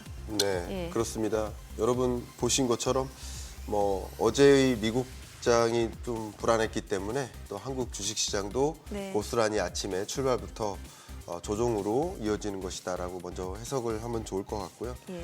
또 그 이후에 또 오늘 앞에 예고해드렸던 약 9시 55분경에 네. 한국은행 금통위 결과가 또 어떻게 시장의 흐름을 반전시킬지 역시 그 부분도 주목해 볼 필요가 있지 않을까 네. 좀 말씀을 드려보고 싶습니다. 그리고 앞서 못다 하신 말씀도 하셔야죠. 아. 재밌는 현상. 재미있는 어떤- 현상 한번 네, 말씀드릴게요. 재미있는 현상. 예. 네, 여러분 이제 주식 차트를 보시면서 이제 미소 짓기가 좀 어려우셨겠지만 네. 의견을 한번 드려보면 어쨌든 이번 주 금요일 밤이죠. 한국 시간 기준으로 금요일 밤 10시 반에 PCE 물가 데이터가 발표됩니다. 네. 근데 이번 달 말일에 발표되는 물가 지표지만 그 PCE 데이터는 1월 물가라는 사실이에요. 네. 그럼 1월 물가인데 트럼프 취임은 1월 20일이니까 그렇죠. 사실 트럼프의 정책 행보와는 전혀 무관한 물가 데이터가 발표되는 겁니다. 다만 많은 그 시장 참여자들의 의견은 네. 트럼프 당선되고 나서 취임하고 나서 물가가 이렇게 흐름이 나타나네라고 판단하는 경향이 굉장히 강할 겁니다. 그러면 보시는 것처럼 근원 물가가 2.8%를 3개월 연속 지속하고 있습니다. 물가가 잘 안 떨어져요. 안 떨어져요. 원래 예. 근원 물가는 잘 출렁이지 않는데요. 예. 만약에 이 근원 물가가 2.7%로 하향 안정화된다면 네. 그리고 헤드라인 물가 상승률이 2.6에서 다시 하향 안정화된다면 예를 들어서 2.5, 2.4로 하향 안정화된다면 그러면 금리 인하 기대감이 다시 촉발할 겁니다. 왜냐하면 앞서 말씀드렸던 것처럼 관세를 대대적으로 부과해서 물가를 자극시킬 줄 알았는데 관세 자극 안 하고 네. 협상 카드로만 쓰고 그리고 물가 자극 안 할 테니 그러면 종전대로 금리 인하 수순으로 갈 수 있겠구나 하는 금리 인하 기대감이 촉발할 수 있습니다. 그러니까 이번 주 금요일 밤인 거죠. 근데 만약에 반대로 근원 물가가 2.8%를 유지하거나 혹여나 2.9%로 반등하거나 네. 또 헤드라인 물가 상승률도 2.6을 상회하거나 이렇게 좀 부정적으로 물가가 안 잡히는 모습을 그런 형국을 다시 한번 나타난다면 사람들은 이렇게 인식하겠죠. 트럼프 당선 이후 취임 이후 더 물가가 고조되네. 네. 물론 그 효과는 아님에도 불구하고 예. 그렇게 받아들이면서 주가가 금리 인하 정말 없겠네. 라고 다시 한번 못 받기 시작할 겁니다. 금리 인하는 없는데 미국 경기는 계속 어두워지네. 이렇게 해석을 하다 보니까 소위 이른바 스태그플레이션에 가까운 현상이 나타나네. 라고 이제 인식하면서 주식시장에 부정적으로 영향을 미치겠죠. 결국 네. 이 PCE 데이터가 이 기대치를 상회하거나 하회하거나 예. 혹은 기존 실적치를 상회하거나 하회하거나 이 부분에 좀 관심을 갖고 들여다보시면 어떨까 의견 드리고 싶습니다. 굉장히 재미있는 포인트를 좀 말씀 주셨네요. 실질적으로 이게 트럼프의 어떤 그런 정책과는 무관한 무관하죠. 이제 그런 PC가 될 텐데 시장에서 어떤 식으로 반영하는지가 중요할 것 같다. 예. 그래서 미 연준은 올해 얼마나 금리 인하를 할까요? 지금 보니까는 한 번에서 두 번 얘기도 나오고 있고 또 일부는 물가 인플레이션 쉽게 잡히지 않기 때문에 인상해야 된다는 의견도 있는 것 같고 굉장히 달라요. 개인적으로는 인상은 조금 동떨어진 이야기일 것 같고 예. 여기서 인상을 하게 되면 일단 굉장히 큰 변동성이 나타나기 때문에 트럼프 입장에서는 인상 카드에 대한 이야기가 나올 때 굉장히 또 반발할 가능성이 높다는 생각이 들어서 네. 저는 한 번 정도가 이제 가장 적절치 않겠는가. 근데 이제 그 한 번을 언제 이제 나오는지 여부가 수급적으로 가장 중요하지 않겠나라는 의견을 한번 드리도록 하겠습니다. 네. 제 하실 의견도 말씀, 드릴까요? 예. 네, 좋습니다. 제 의견 한번 드리면 역시 그냥 교과서적으로 답변을 드리면 물가 데이터에 따라 달렸다. 이 말씀 먼저 드리는데 지금 현재로서는 물가 기조가 생각보다 잘 안 잡힐 그렇죠. 것처럼 예. 스티키 인플레이션, 예, 끈적끈적한 흐름이에요. 그러다 보니까 이 높은 금리, 4.5%의 현재 기준금리를 더 오랫동안 유지해야 되지 않는가라고 시장이 생각하는 거예요. 그 부분이 저도 공감이 됩니다. 다만 의외로 물가 상승률이 하향 안정화될 경우 네네. 가장 대표적으로 원유 가격이나 천연가스 가격을 끌어내릴 수 있습니다. 그게 트럼프의 의지죠. 그렇죠. 세계 에너지 시장의 장악력을 많이 갖고 많은 국가들이 자국의 미국의 LNG나 원유 수입을 좀 늘려줬으면 좋겠다라고 압박을 취하고 있죠. 그러다 보면 이 원유나 에너지 영역에서 과잉 공급이 야기되니까 에너지 가격이 의외로 하락할 수 있습니다. 또 세계 경제는 기본적으로 저성장 고착화되다 보니까 에너지 수요가 드라마틱하게 늘어나기도 어려워요. 네네. 이런 과정에서 공급은 늘어나는 구조다 보니까 상대적으로 에너지 가격이 좀 하향 안정화되고 있기도 하지만 더 추가적으로 하향 안정화될 수도 있습니다. 이런 여정에서 의외로 생각보다 물가 상승률이 빠르게 둔화할 수도 있습니다. 22년에 이 초인플레이션 41년 만에 최고치에 달하는 이 고물가를 야기한 이유도 원유 가격, 에너지 가격이었어요. 역시 41년 전으로 돌아가 봤을 때 오일 쇼크를 일으켰고 그때 초인플레이션을 야기했는데 그때도 에너지 원자재 가격이 급등해서입니다. 역시 이 에너지 원자재 가격을 떨어뜨리면 소비자 물가도 잡힐 것이고 그 잡힐 경우 금리 인하를 압박했을 때 내 요구를 들어줄 거야라고 트럼프는 생각하고 있다. 이 부분도 한번 생각해 보시면 어떨까. 그런 관점에서 의외로 물가 상승률이 빠르게 안정화될 것을 가정한다면 추가적인 한 번의 금리 인하가 아니라 두 번, 세 번의 금리 인하도 우리는 생각해 볼 수 있다. 그게 이제 또 시장의 변동성을 가져다 주는 네네. 거죠. 금리 인하 없을 거라고 기대감이 무너졌다가 다시 그 금리 인하 기대감이 또 살아날 때 주식시장에 더 많은 자금이 쏠릴 수 있겠죠. 그러니까 이런 흐름을 볼 때 중요한 것이 바로 유가이고 또 한 가지가 물가이다. 이 두 가지 데이터를 좀 주목하실 필요가 있겠다 의견 드리겠습니다. 네. 자, 이제 국내 업종 얘기 좀 여쭤볼게요. 이제 오늘 보니까 뭐 음원, 컨텐츠, 엔터테인먼트, 게임 쪽 이런 종목들이 좀 올라가는 게 네. 뭐 상승폭이 크지 않다 하더라도 네. 오늘 이렇게 하락하는 장에서 올라가는 거 좀 의미가 있을 것 같은데 사실 그동안 좀 소외됐던 섹터기도 하잖아요. 근데 오히려 그렇죠. 트럼프 관세 영향을 크게 안 받는다. 이런 얘기도 있고 또 순환매 그것도 차원에서 올라가는 것 같기도 하고요. 그것도 있고요. 예. 일단 지난주에 하루짜리 뉴스였지만 그 한알령 해제 기대감도 여전히 지금 내포하고 있는 상황이죠. 네. 그러니까 지수를 이기려면 뉴스 플레이를 해야 되는 거고 네. 그 뉴스 플레이를 하려면 계속된 반복된 뉴스보다는 새로운 신선한 뉴스를 찾는 것이 네. 지금 투자자들이 하고 있는 행위이기 때문에 일단 한알령 해제 기대감은 지난주에 이제 갑작스럽게 오랜만에 이제 나온 이제 뉴스라서 그 뉴스에 대한 관심도가 지금 높아지면 높아질수록 관련주들에 대한 흐름들은 좋아질 수는 있는데 전제 조건이 있습니다. 지수가 좋으면 그들 안 보죠. 지수가 좋으면 지금 떨어진 반도체부터 사야 되고 전력기기 봐야 되고 얼마나 지금 봐야 될 게 많습니까? 네. 근데 반대로 지수가 안 좋으니까 이들에게 지금 눈이 갈 수밖에 없는 상황.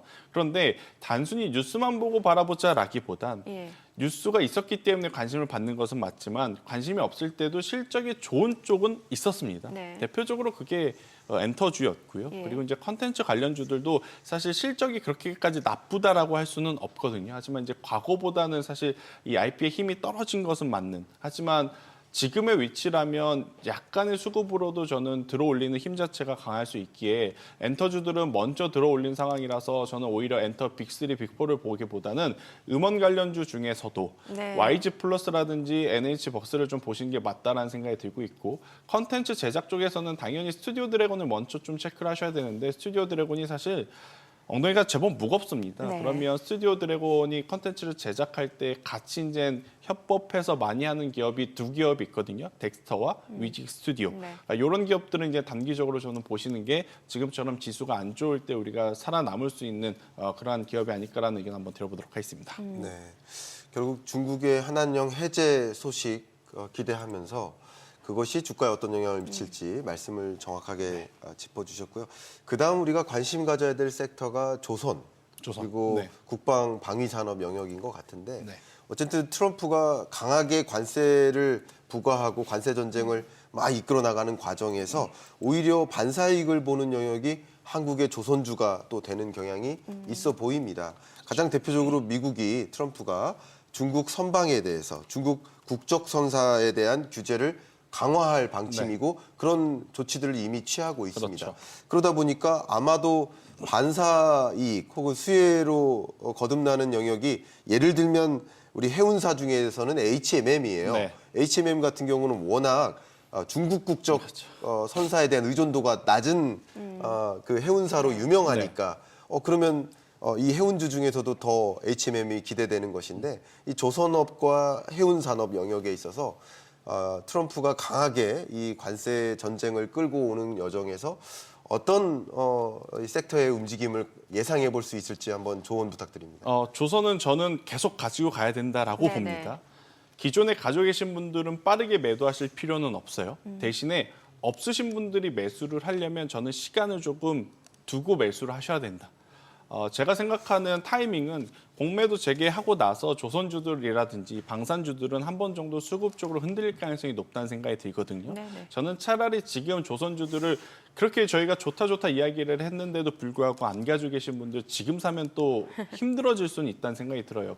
그러신 분들은 한 달 정도만 더 참고 오히려 공매도 재개하고 나서 정말로 하락 변동성이 조금 나오게 되면 저는 그때를 노리는 게 맞다는 생각이 들고 있고 나는 안 되겠다. 도저히 포모 현상이 날 것 같아서 지금이라도 좀 매수를 해야겠다라고 하신 분들은 저는 조선 기자재 안에서도 세진중공업을 좀 체크를 하고 싶습니다. 세진중공업은 LNG 천연 탱크를 만드는 기업인데 최근에 이제 소형 기업에서 이제 중형 기업으로 이제 올라온다는 이야기도 앞선 우리가 예. 전 코너 브리핑에서도 봤죠. 그렇게 되면 수급의 개선도 일어날 수 있고 지금 현재 주가의 위치 또한 전혀 나쁘지 않는 상황 그리고 HD 밸류체인과 삼성 밸류체인을 모두 가지고 있는 상황이라서요. 저는 지금 당장 뭐 매수를 하시겠다면 세진중공업이 가장 좋을 것 같고 그리고 이제 추가로 HMM은 지금도 괜찮습니다. 그래요. 네, 뭐 중국 관련한 반사 수혜도 가장 많이 받을 수 있는 기업 앞서서 정리해 주셨지만 받을 수 있는 기업이기도 하고 지금 M&A에 대한 부분도 이제는 일정 부분 잘 정리가 되어가고 있는 시점이었기 저 SK 때문에 해운, 예. 그렇죠. 그리고 어제 거래량 그리고 오늘 현재 구간에서 한 번 더 좀 시세가 붙기 시작을 하면 저는 HMM도 한 번 더 보실 필요는 있지 않겠나라는 의견 드려보도록 하겠습니다. 네, 알겠습니다. 오늘 여기까지 듣겠습니다. 내용 잘 들었습니다. 고맙습니다. 네, 오늘 들으신 내용과 관련해서 더 많은 정보 원하시는 분들은요. 카카오톡 채널에서 머니랩 검색하셔서 친구 추가하시기 바랍니다.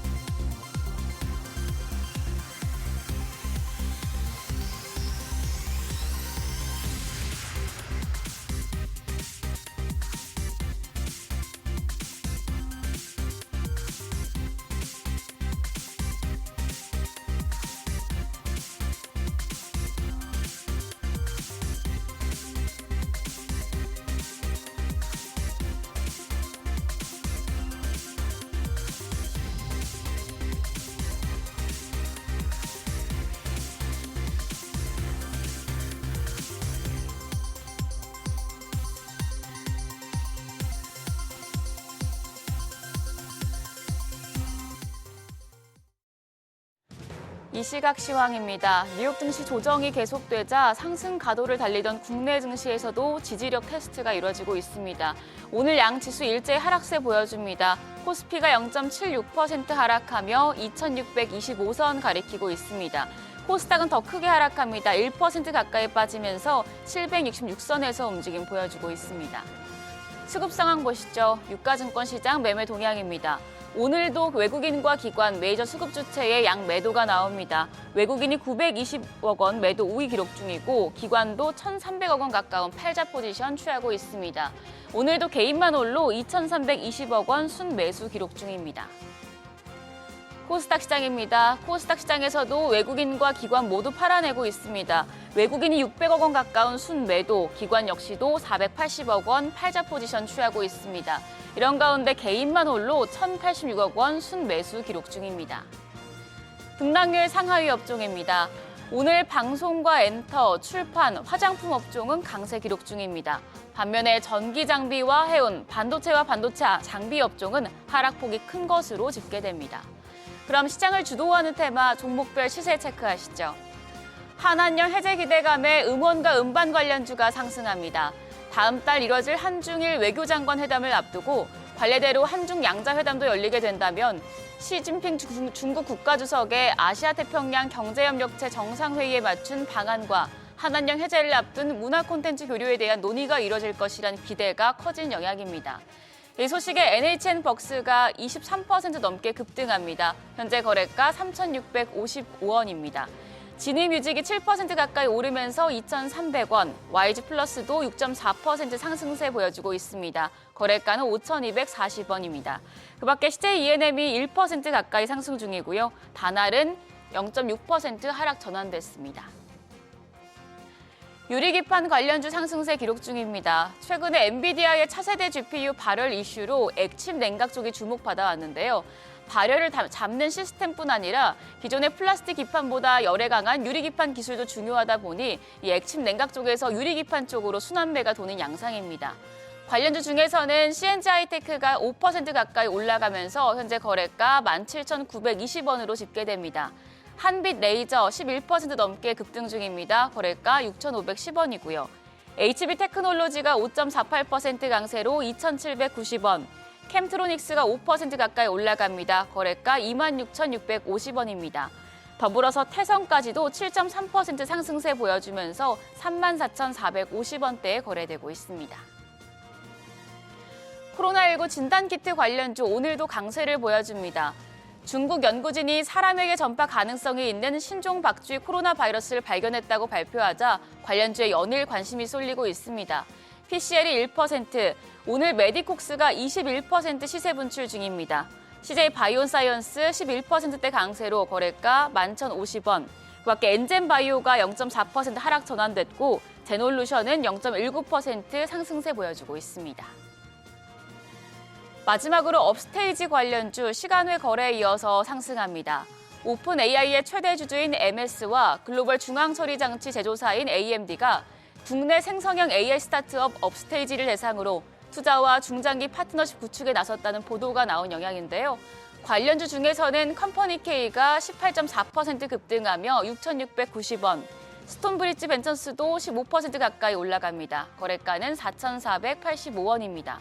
더불어서 SK네트워크스가 1.7%, KTCS도 1% 가까이 상승 중이고요. 미래에셋벤처투자가 0.78% 약세로 전환되면서 현재 거래가 5,120원으로 집계되고 있습니다. 어제에 이어서 오늘도 시장 전반적으로 부진한 분위기가 이어집니다. 그럼 오늘 장에서 눈여겨볼 업종 어떤 게 있을지 그리고 시장 대응 전략까지 알아보겠습니다. 오늘은 트러스트 투자자문 김도현 자문역 나오셨습니다. 어서 오세요. 최근에 탄소 포집 시장에 대한 관심이 뜨거워지고 있다고 합니다. 특히 워런 버핏이 관련 기업에 대규모로 투자하고 있다는 소식도 나왔는데 관련 내용부터 짚어주시죠. 네, 저는 우선 워렌 버핏의 투자에 대해서 여러분들이 관심을 가질 필요가 있다라고 말씀을 드리고 싶습니다. 최근 워렌 버핏이 이끄는 버크셔 해스웨이는 석유가스 생산업체인 옥시덴탈 페트롤리움 주식을 추가로 매입해서 지분을 28.2%까지 늘렸습니다. 워렌 버핏은 2022년 초부터 버크셔를 통해서 꾸준하게 옥시덴탈 주식을 매입해왔으며 지금까지 총 투자 규모를 늘리고 있는 상황입니다. 워렌 버핏의 옥시덴탈 투자 이유에 대해서는 정확하게 알려지지는 않았지만 일각에서는 워렌 버핏이 CCUS 기술에 큰 관심을 가지고 있고 이는 그의 투자 전략에 반영이 되고 있는가라는 시선이 있습니다. 그 이유는 옥시덴탈이 2023년에 CCUS 기술 기업인 카본 엔지니어링을 1조 3천억 원에 인수를 했기 때문입니다. 옥시덴탈의 탄소의 포집, 저장, 그리고 재활용을 장기적인 비즈니스로 보고 있고 미래 성장 동력으로 적극적으로 추진을 하고 있는 것으로 생각이 됩니다. 그래서 이러한 워렌 버핏의 행보에 맞춰서 CCUS 관련 섹터를 관심 있게 공부를 해보시면 좋을 것 같습니다. CCUS는 카본 캡처 유틸라이제이션 스토리지의 약자로 이산화탄소를 포집하여 활용하거나 저장하는 기술을 말합니다.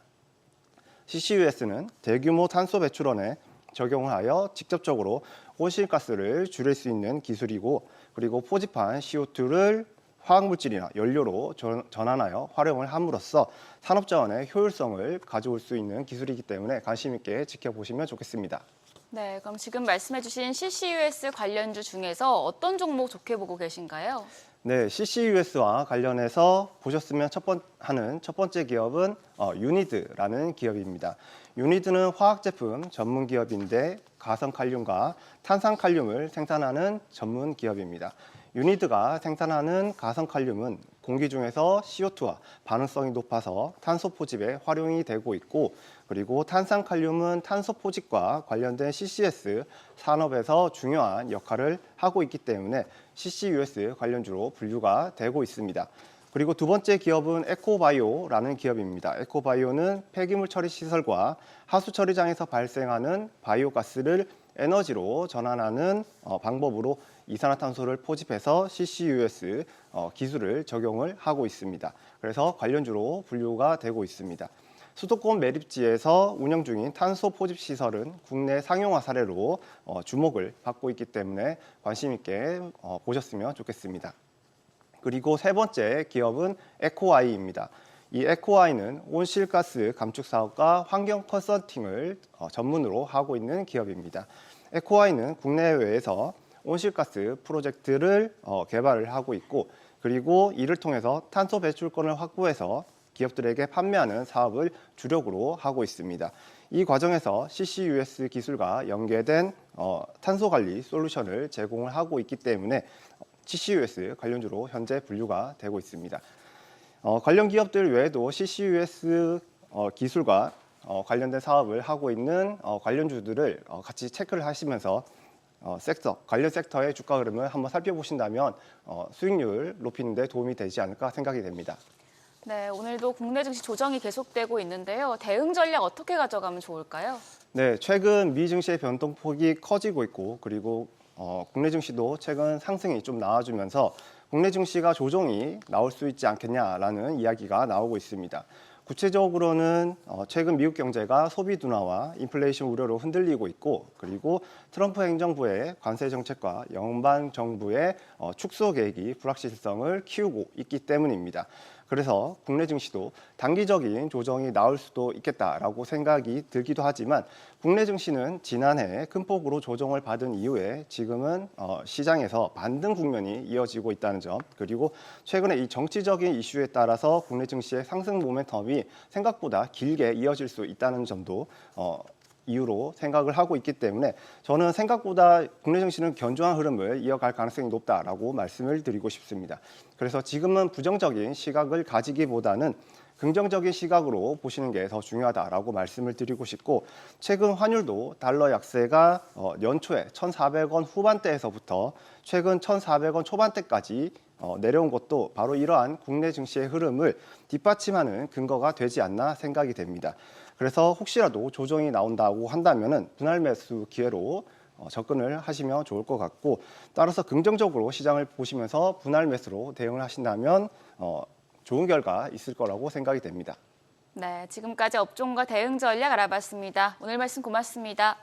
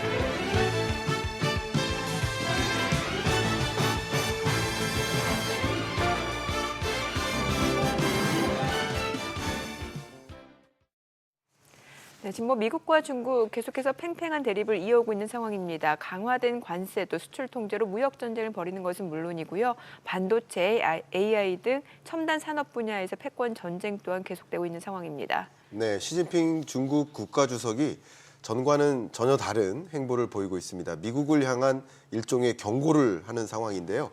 그렇다면 진짜 속내는 무엇인지 용인대학교 중국학과 박승찬 교수님 모시고 말씀 여쭤보도록 하겠습니다. 안녕하십니까? 어서 오세요. 반갑습니다.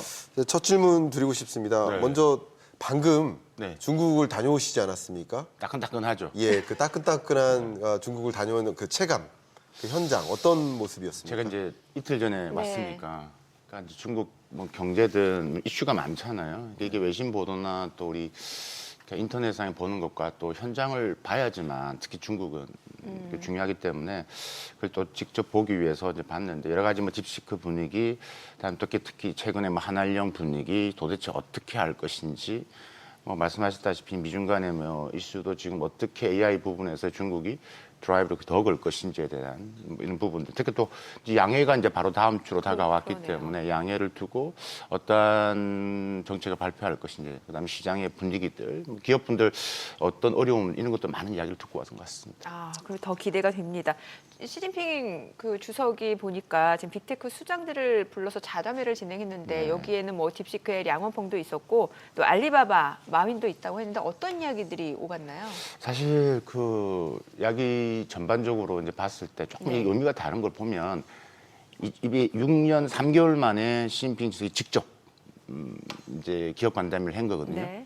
했는데 2018년도 할 때는 주로 부동산 기업들이 많았고 이번에 이제 테크 기업이 많다라는 것은 딱 의미가 주어지는 그러네요. 거죠. 예. 그만큼 상황이 만만치 않다라는 부분들에서 얘기를 했는데 큰 틀에서 이제 보면 시진핑 주석은 아무래도 동요를 하고 투자를 많이 하라고 이제 유도를 했을 거고 재밌는 것은 중국 지금 SNS에 돌아다니고 있는 그 뭐 화웨이의 순종피 회장의 말이든 비아디의 왕춘푸 회장이든 그다음에 뭐 반도체 관련해서 이야기 또 CEO들 이야기를 조금만 말씀을 드리면 의미가 좀 네. 있을 것 같은데 네.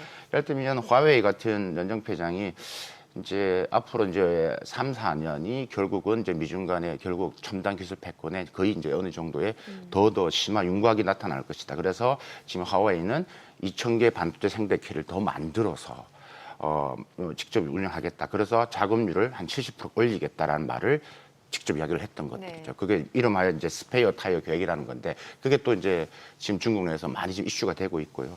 지금 비아디 우리나라에도 들어왔지만 왕춘푸 회장이 전기차 부분에는 확실히 자신 있다.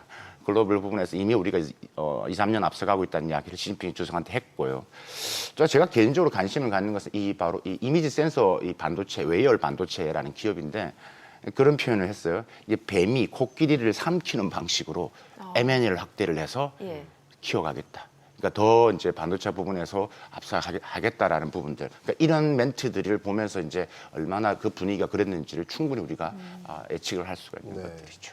말씀 주신 것처럼 정말 무섭습니다. 그러게요. 중국의 예. 많은 기업들이 말 그대로 맹추격을 하고 있고요. 네. 많은 뭐 국민들도 그렇고 기업들도 그랬지만 얼마 전까지만 해도 과연 중국이 우리를 추격할 수 있을까? 이런 질문에 대해서 의문을 많이 품었는데 어제 키스텝이죠. 한국과학기술기획평가원.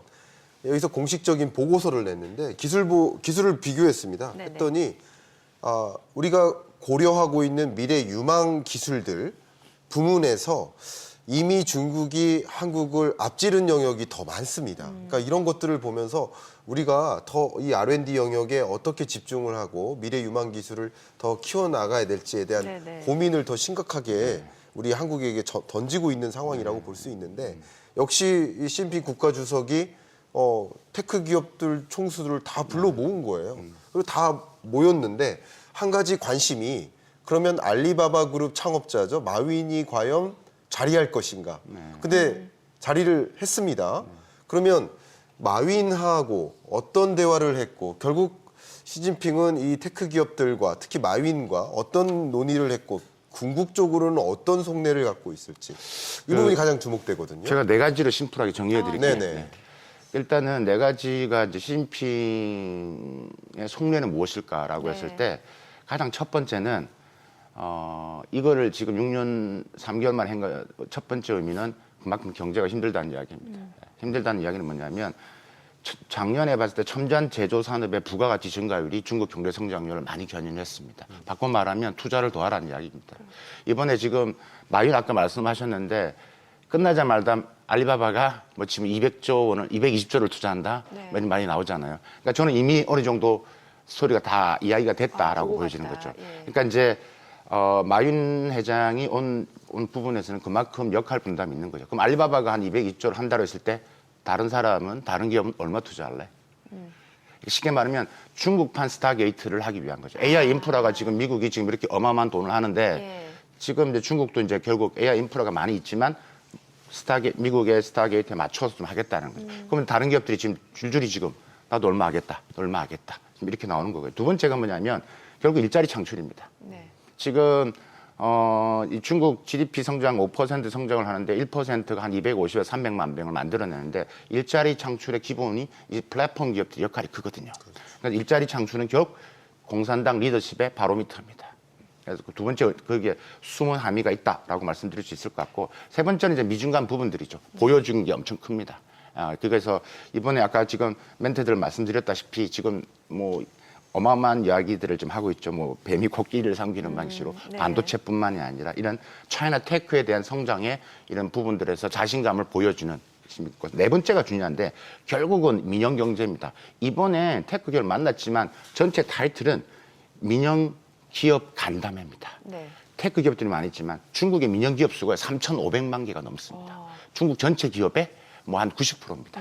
중국 세수의 뭐 한 공헌도가 60% 이상이고요. 중국 GDP의 65%가 다 민영 기업에서 나옵니다. 일자리는 80% 이상이에요. 그러니까 결국은 민영 경제가 살아야지만 되는 거고 혁신과 고용 창출이 있기 때문에 그런 지금 간단하게 제가 네 가지 측면에서 이번에 민영 기업 간담회 테크 기업들이 온 숨은 함의가 있다. 이렇게 보시는 게 가장 정확할 것 같습니다. 네. 또 특히 이게 또 트럼프 대통령이 취임식 당일날 보면은 그 빅테크 수장들 전면에 내세웠잖아요.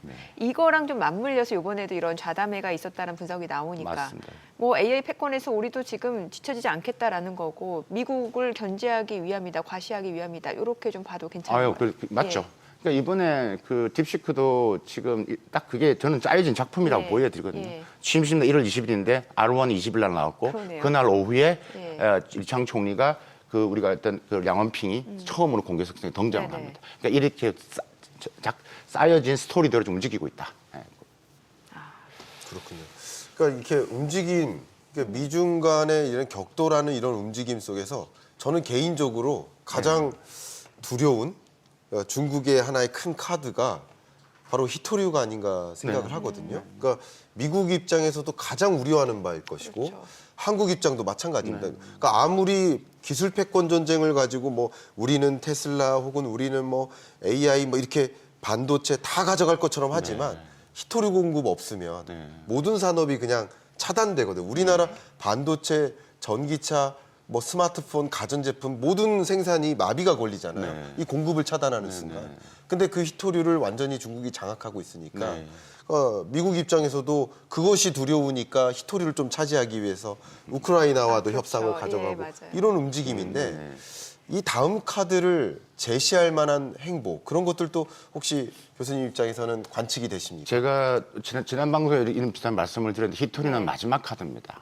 이걸 카드를 쓰기에는 중국도 리스크도 있습니다. 있기 때문에 이 광물 자원의 무기화는 지금 여러 가지 그러니까 히토리의 그러니까 광물 자원 중요도에 떨어지는 여러 가지의 광물 자원들은 계속 툭툭 던지고 있는 부분들이고 히토리 부분에서는 정말 이제 미중 간이 치열하게 이제 가면서 마지막 카드로서 이제 그러니까 법률전이라고 저희가 표현을 하는데 이 법적인 부분에서 활용을 해서 이제 무기화를 시켜서 하는 부분인데 그러니까 저는 이게 이제 지금 시나리오별로 다 준비되어 있다. 미국이 어떠한 카드를 던지면서 거기다 보복 카드를 대응하고 있다라고 보여지기 때문에 사실 미국도 알죠. 그래서 지금 그린란드라든지 우크라이나 말씀하셨다시피 지금 계속 그걸 좀 하고 있는 거고. 근데 이게 사실 말씀하셨던 이게 광물 자원의 매장이 중요한 게 이걸 생산하고 가공하고 만들어내는 게 중국이 독보적이고 중국밖에 할 수가 없는 거예요. 광산이 있다 하더라도 이걸 할 수 있는 게 중국이 갖고 있는 기술이 매우 뛰어납니다. 그러니까 이런 부분에서 있고 이 카드는 계속 이제 만지작거리면서 보여주고 있다라고 좀 보는 거죠.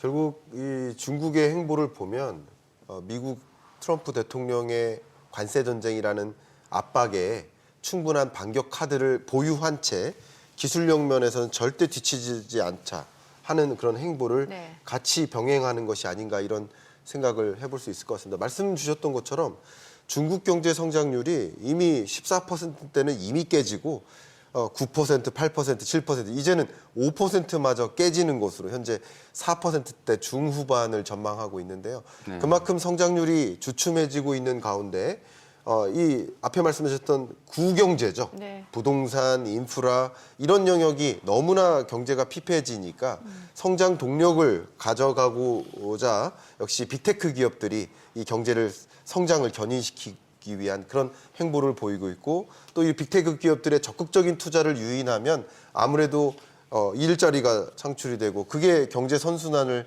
만들 수 있겠다라는 그런 그림까지 그리고 있는 것 같습니다. 그러니까 조금 보완을 말씀드리면 네. 이 체질의 개선을 지금 하려고 엄청 노력을 하고 있죠.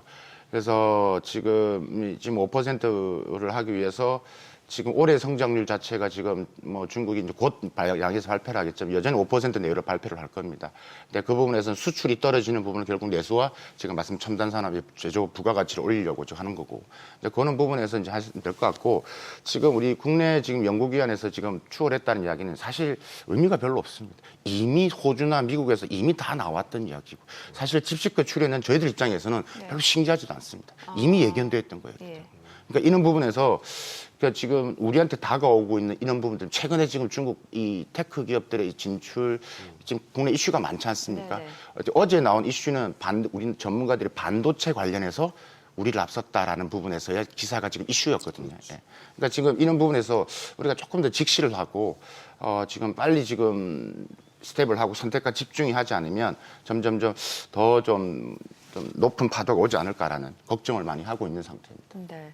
또 최근에 보면은 이제 문화나 콘텐츠 쪽으로는 네. 한한령 해제 기대감이 커지고 있는데 왜 이렇게 커지게 됐는지 그 배경을 좀 설명해 주시고 실제로 가능성이 있는지도. 네, 그렇죠. 이거 알려주세요. 제가 이번에 출장에다 큰 목적 예, 중에 예. 하나였거든요. 이게 한한령 부분들이 출발은 이게 어떤 이야기가 나왔더냐면 이제 국회의장이 가셨습니다. 의장님이 네네. 가셔가지고 예. 시진핑 주석을 만났죠. 예. 그때 이제 그런 이야기가 나왔고, 야 이거 뭐 좀 분위기 좋다라고 이야기를 하는 거고, 그리고 나서 19일 날 중국 정부가 이제 연내에 교육 및 문화 관련된 시장을 개방을 하겠다라는, 그러니까 이른바 이제 공식적으로 외국인 투자 안정 행동 계획이라는 걸 발표합니다. 네네. 거기에 문화가 나오는 거죠. 네. 야 이러면 이 한한령 풀리는 거 아니야라고 지금 보는데 저 개인적인 제가 이제 조사를 하고 여러 가지 채널을 봤을 때의 느낌은 아직까지 모른다. 아 이번에 또 직접 아직까지 모른다. 다녀오시니까. 근데 그 지금 중국 이런 것 같습니다. 중국은 지금 스탠스가 한국과의 관계를 매우 지금 관리하려고 합니다. 매우 지금 좋게 만들려고 하는 단계에 있습니다. 그런데 중요한 핵심 포인트가 이제 3월에 나올 우리 탄핵의 결과. 예, 거기에 결과에 따라 그대로 팩트를 말씀드리면 네네. 어느 당이 대통령이 되느냐, 그다음에 누가 되느냐에 따라서 약간 변동의 가능성도 있다. 그런 부분에서 그리고 나서 거기에 따라서 10월 달에 시진핑 주석이 경주에 에이펙 회의에 오느냐 안 오느냐. 그 그림에 따라서 이게 지금 연내에 알 수 있을 것이다라는 말이 있거든요. 연내에 발표를 하겠다. 예. 근데 그 말의 의미는 결국은 그 우리의 정치적인 여러 가지 있는 이슈에 따라서 변화가 되고 시진핑 주석이 그 에이펙 정상회담 오면 네. 제가 볼 때는 한한령의 의미는 이제 풀어지는 것이다. 그게 정확한 분석일 것이고 아마도 현장에서 보는 기업들의 생각인 것 같습니다. 네. 뭔가 3월달 어떤 정치적인 부분이 딱 이렇게 결정이 되고 나서. 그리고 나서 우리가 만약에 결과에 따라서, 결과에 따라서, 만약에 어떤 예. 결과인지 모르겠지만 예, 또 예. 그게 누가 또 바뀌느냐에 예, 따라서 아마 좀 유동성 있게 변화될 것 같습니다. 그렇군요. 그러니까 한한령 여부에 대한 네. 중국의 어떤 행보에 대한 관심 그리고 그 한한령 그 결정에 대한 중국의 행보를 가늠할 수 있는 몇 가지 중요한 포인트들을 좀 짚어주셨습니다. 제가 또 궁금한 것이 중국 경제. 네네네. 그러면 이런 뭐 기술주들의 움직임, 주식시장의 반응, 뭐 이런 것들은 좀 별개지만 궁극적으로 중국 경제의 이런 침체 국면에서 과연 벗어날 수 있을까? 이 부분이 가장 주목이 되거든요. 특히 22년부터 중국 경제가 너무 어려웠는데 부동산 시장을 중심으로 말이죠. 너무 어려웠는데 막대한 유동성을 퍼붓고 금리도 계속 인하하고 경기 부양책을 가동했는데도 말을 듣지 않았거든요. 근데 이제 25년 들어서 또 역시 추가적인 경기 부양책들을 조치하고 빅테크 기업들을 앞세워서 신규 투자를 유도할 것인데 그러면 이제 중국 경제 올해 내수 소비 자체가 좀 회복될 것인지 실물 경제가 어떻게 움직일 거라고 혹시 가늠하십니까? 제가 이제 그 관련된 칼럼도 지금 올해 어떻게 될 것이라는 걸 좀 제가 칼럼을 썼었는데 일단은 이제 양회 때 리창 총리가 발표할 올해의 중국 경제 성장률은 5% 내외로 제가 볼 때는 거의 확정이 된 것 같고요. 네. 네, 됐고 그럼 어떤 시기에 만들 것이냐? 작년에 2024년대 중국 경제 성장률 5%는 다행히도 수출이 나름대로 역할을 해줬습니다. 그러니까 미국 수출은 줄어들었지만 아시아 수출, 남미 수출이 늘어났습니다. 그런데 지금 올해 트럼프 2.0은 장난이 아니다라는 거죠. 그러면 이제 중국 수출이 작년만큼 안 될 것 같아요. 그걸 중국 정부가 인식하죠. 결국은 이제 소비밖에 없습니다. 그러면 소비가 될 것이냐? 현장에서 봤을 때 여전히 힘들다. 그러니까 중국 정부가 소비를 부양하는 여러 가지 쿠폰을 쓰고 있지만 그거로 지금 버티고 있고 지금 하고 있는데 소비가 예전만큼의 기여도가 지금 올라가줘야 되는데 갈 것이냐? 그럼 그게 쉽지는 않을 것 같다. 여전히 힘들고 이제 부동산은 좀 타임이 좀 필요할 것 같고요. 그럼 소비가 정부로 해서 약간 어느 정도 지탱을 해준다라면 결국 중국 정부가 결국은 투자를 해서 고정자산 투자, 인프라 투자를 하겠죠. 근데 그 인프라 투자가 우리가 과거에 했던 이런 인프라스트럭처, 도로 닦고 이 철도 이런 게 아니라 그런 부분도 있겠지만 지금 보시는 신형 인프라라고 하는 빅데이터 센터 만들고 그다음에 5G 기지국 넣어서 지금 6G까지 가는 이런 식으로 돈을 계속 풀 겁니다. 계속 이제 그런 부분들을 하겠죠. 물론 뒷부분 내년 거를 또 당겨오는 그런 부분도 있겠지만 이런 부분에서 5% 내외는 분명히 만들어낼 것으로는 보다. 근데 여전히 부동산은 어렵고요. 그러니까 실물 경제, 그러니까 부동산이 어렵기 때문에 결국은 금융 자산인 증시, 중국 증시를 띄워야 되는 게 지금 중국 정부의 가장 부분이다. 그래서 중국 증시가 최근에 지금 성장 국면이 있는 것도 그런 의미고 의도적으로 중국 정부가 띄우려고 많이 노력을 하고 있다. 그렇게 보시는 게 맞을 거다. 네, 그렇군요.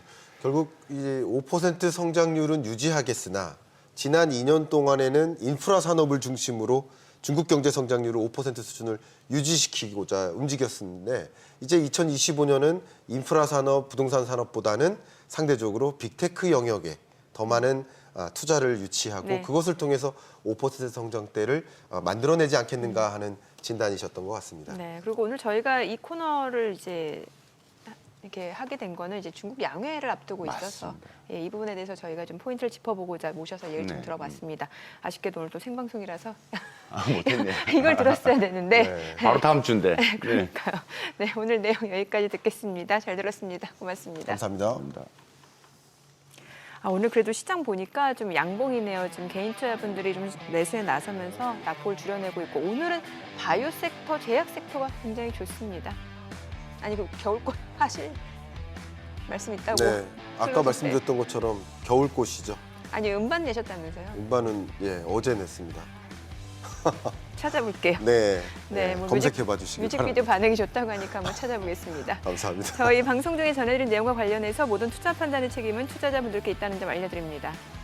네, 세상의 모든 돈 되는 정보 재테크 노하우 머니쇼 오늘은 여기서 인사드리겠습니다. 네, 여러분의 모든 경제 SBS 비즈가 함께하겠습니다. 저희는 내일 오전 8시에 찾아뵙겠습니다. 고맙습니다. 감사합니다.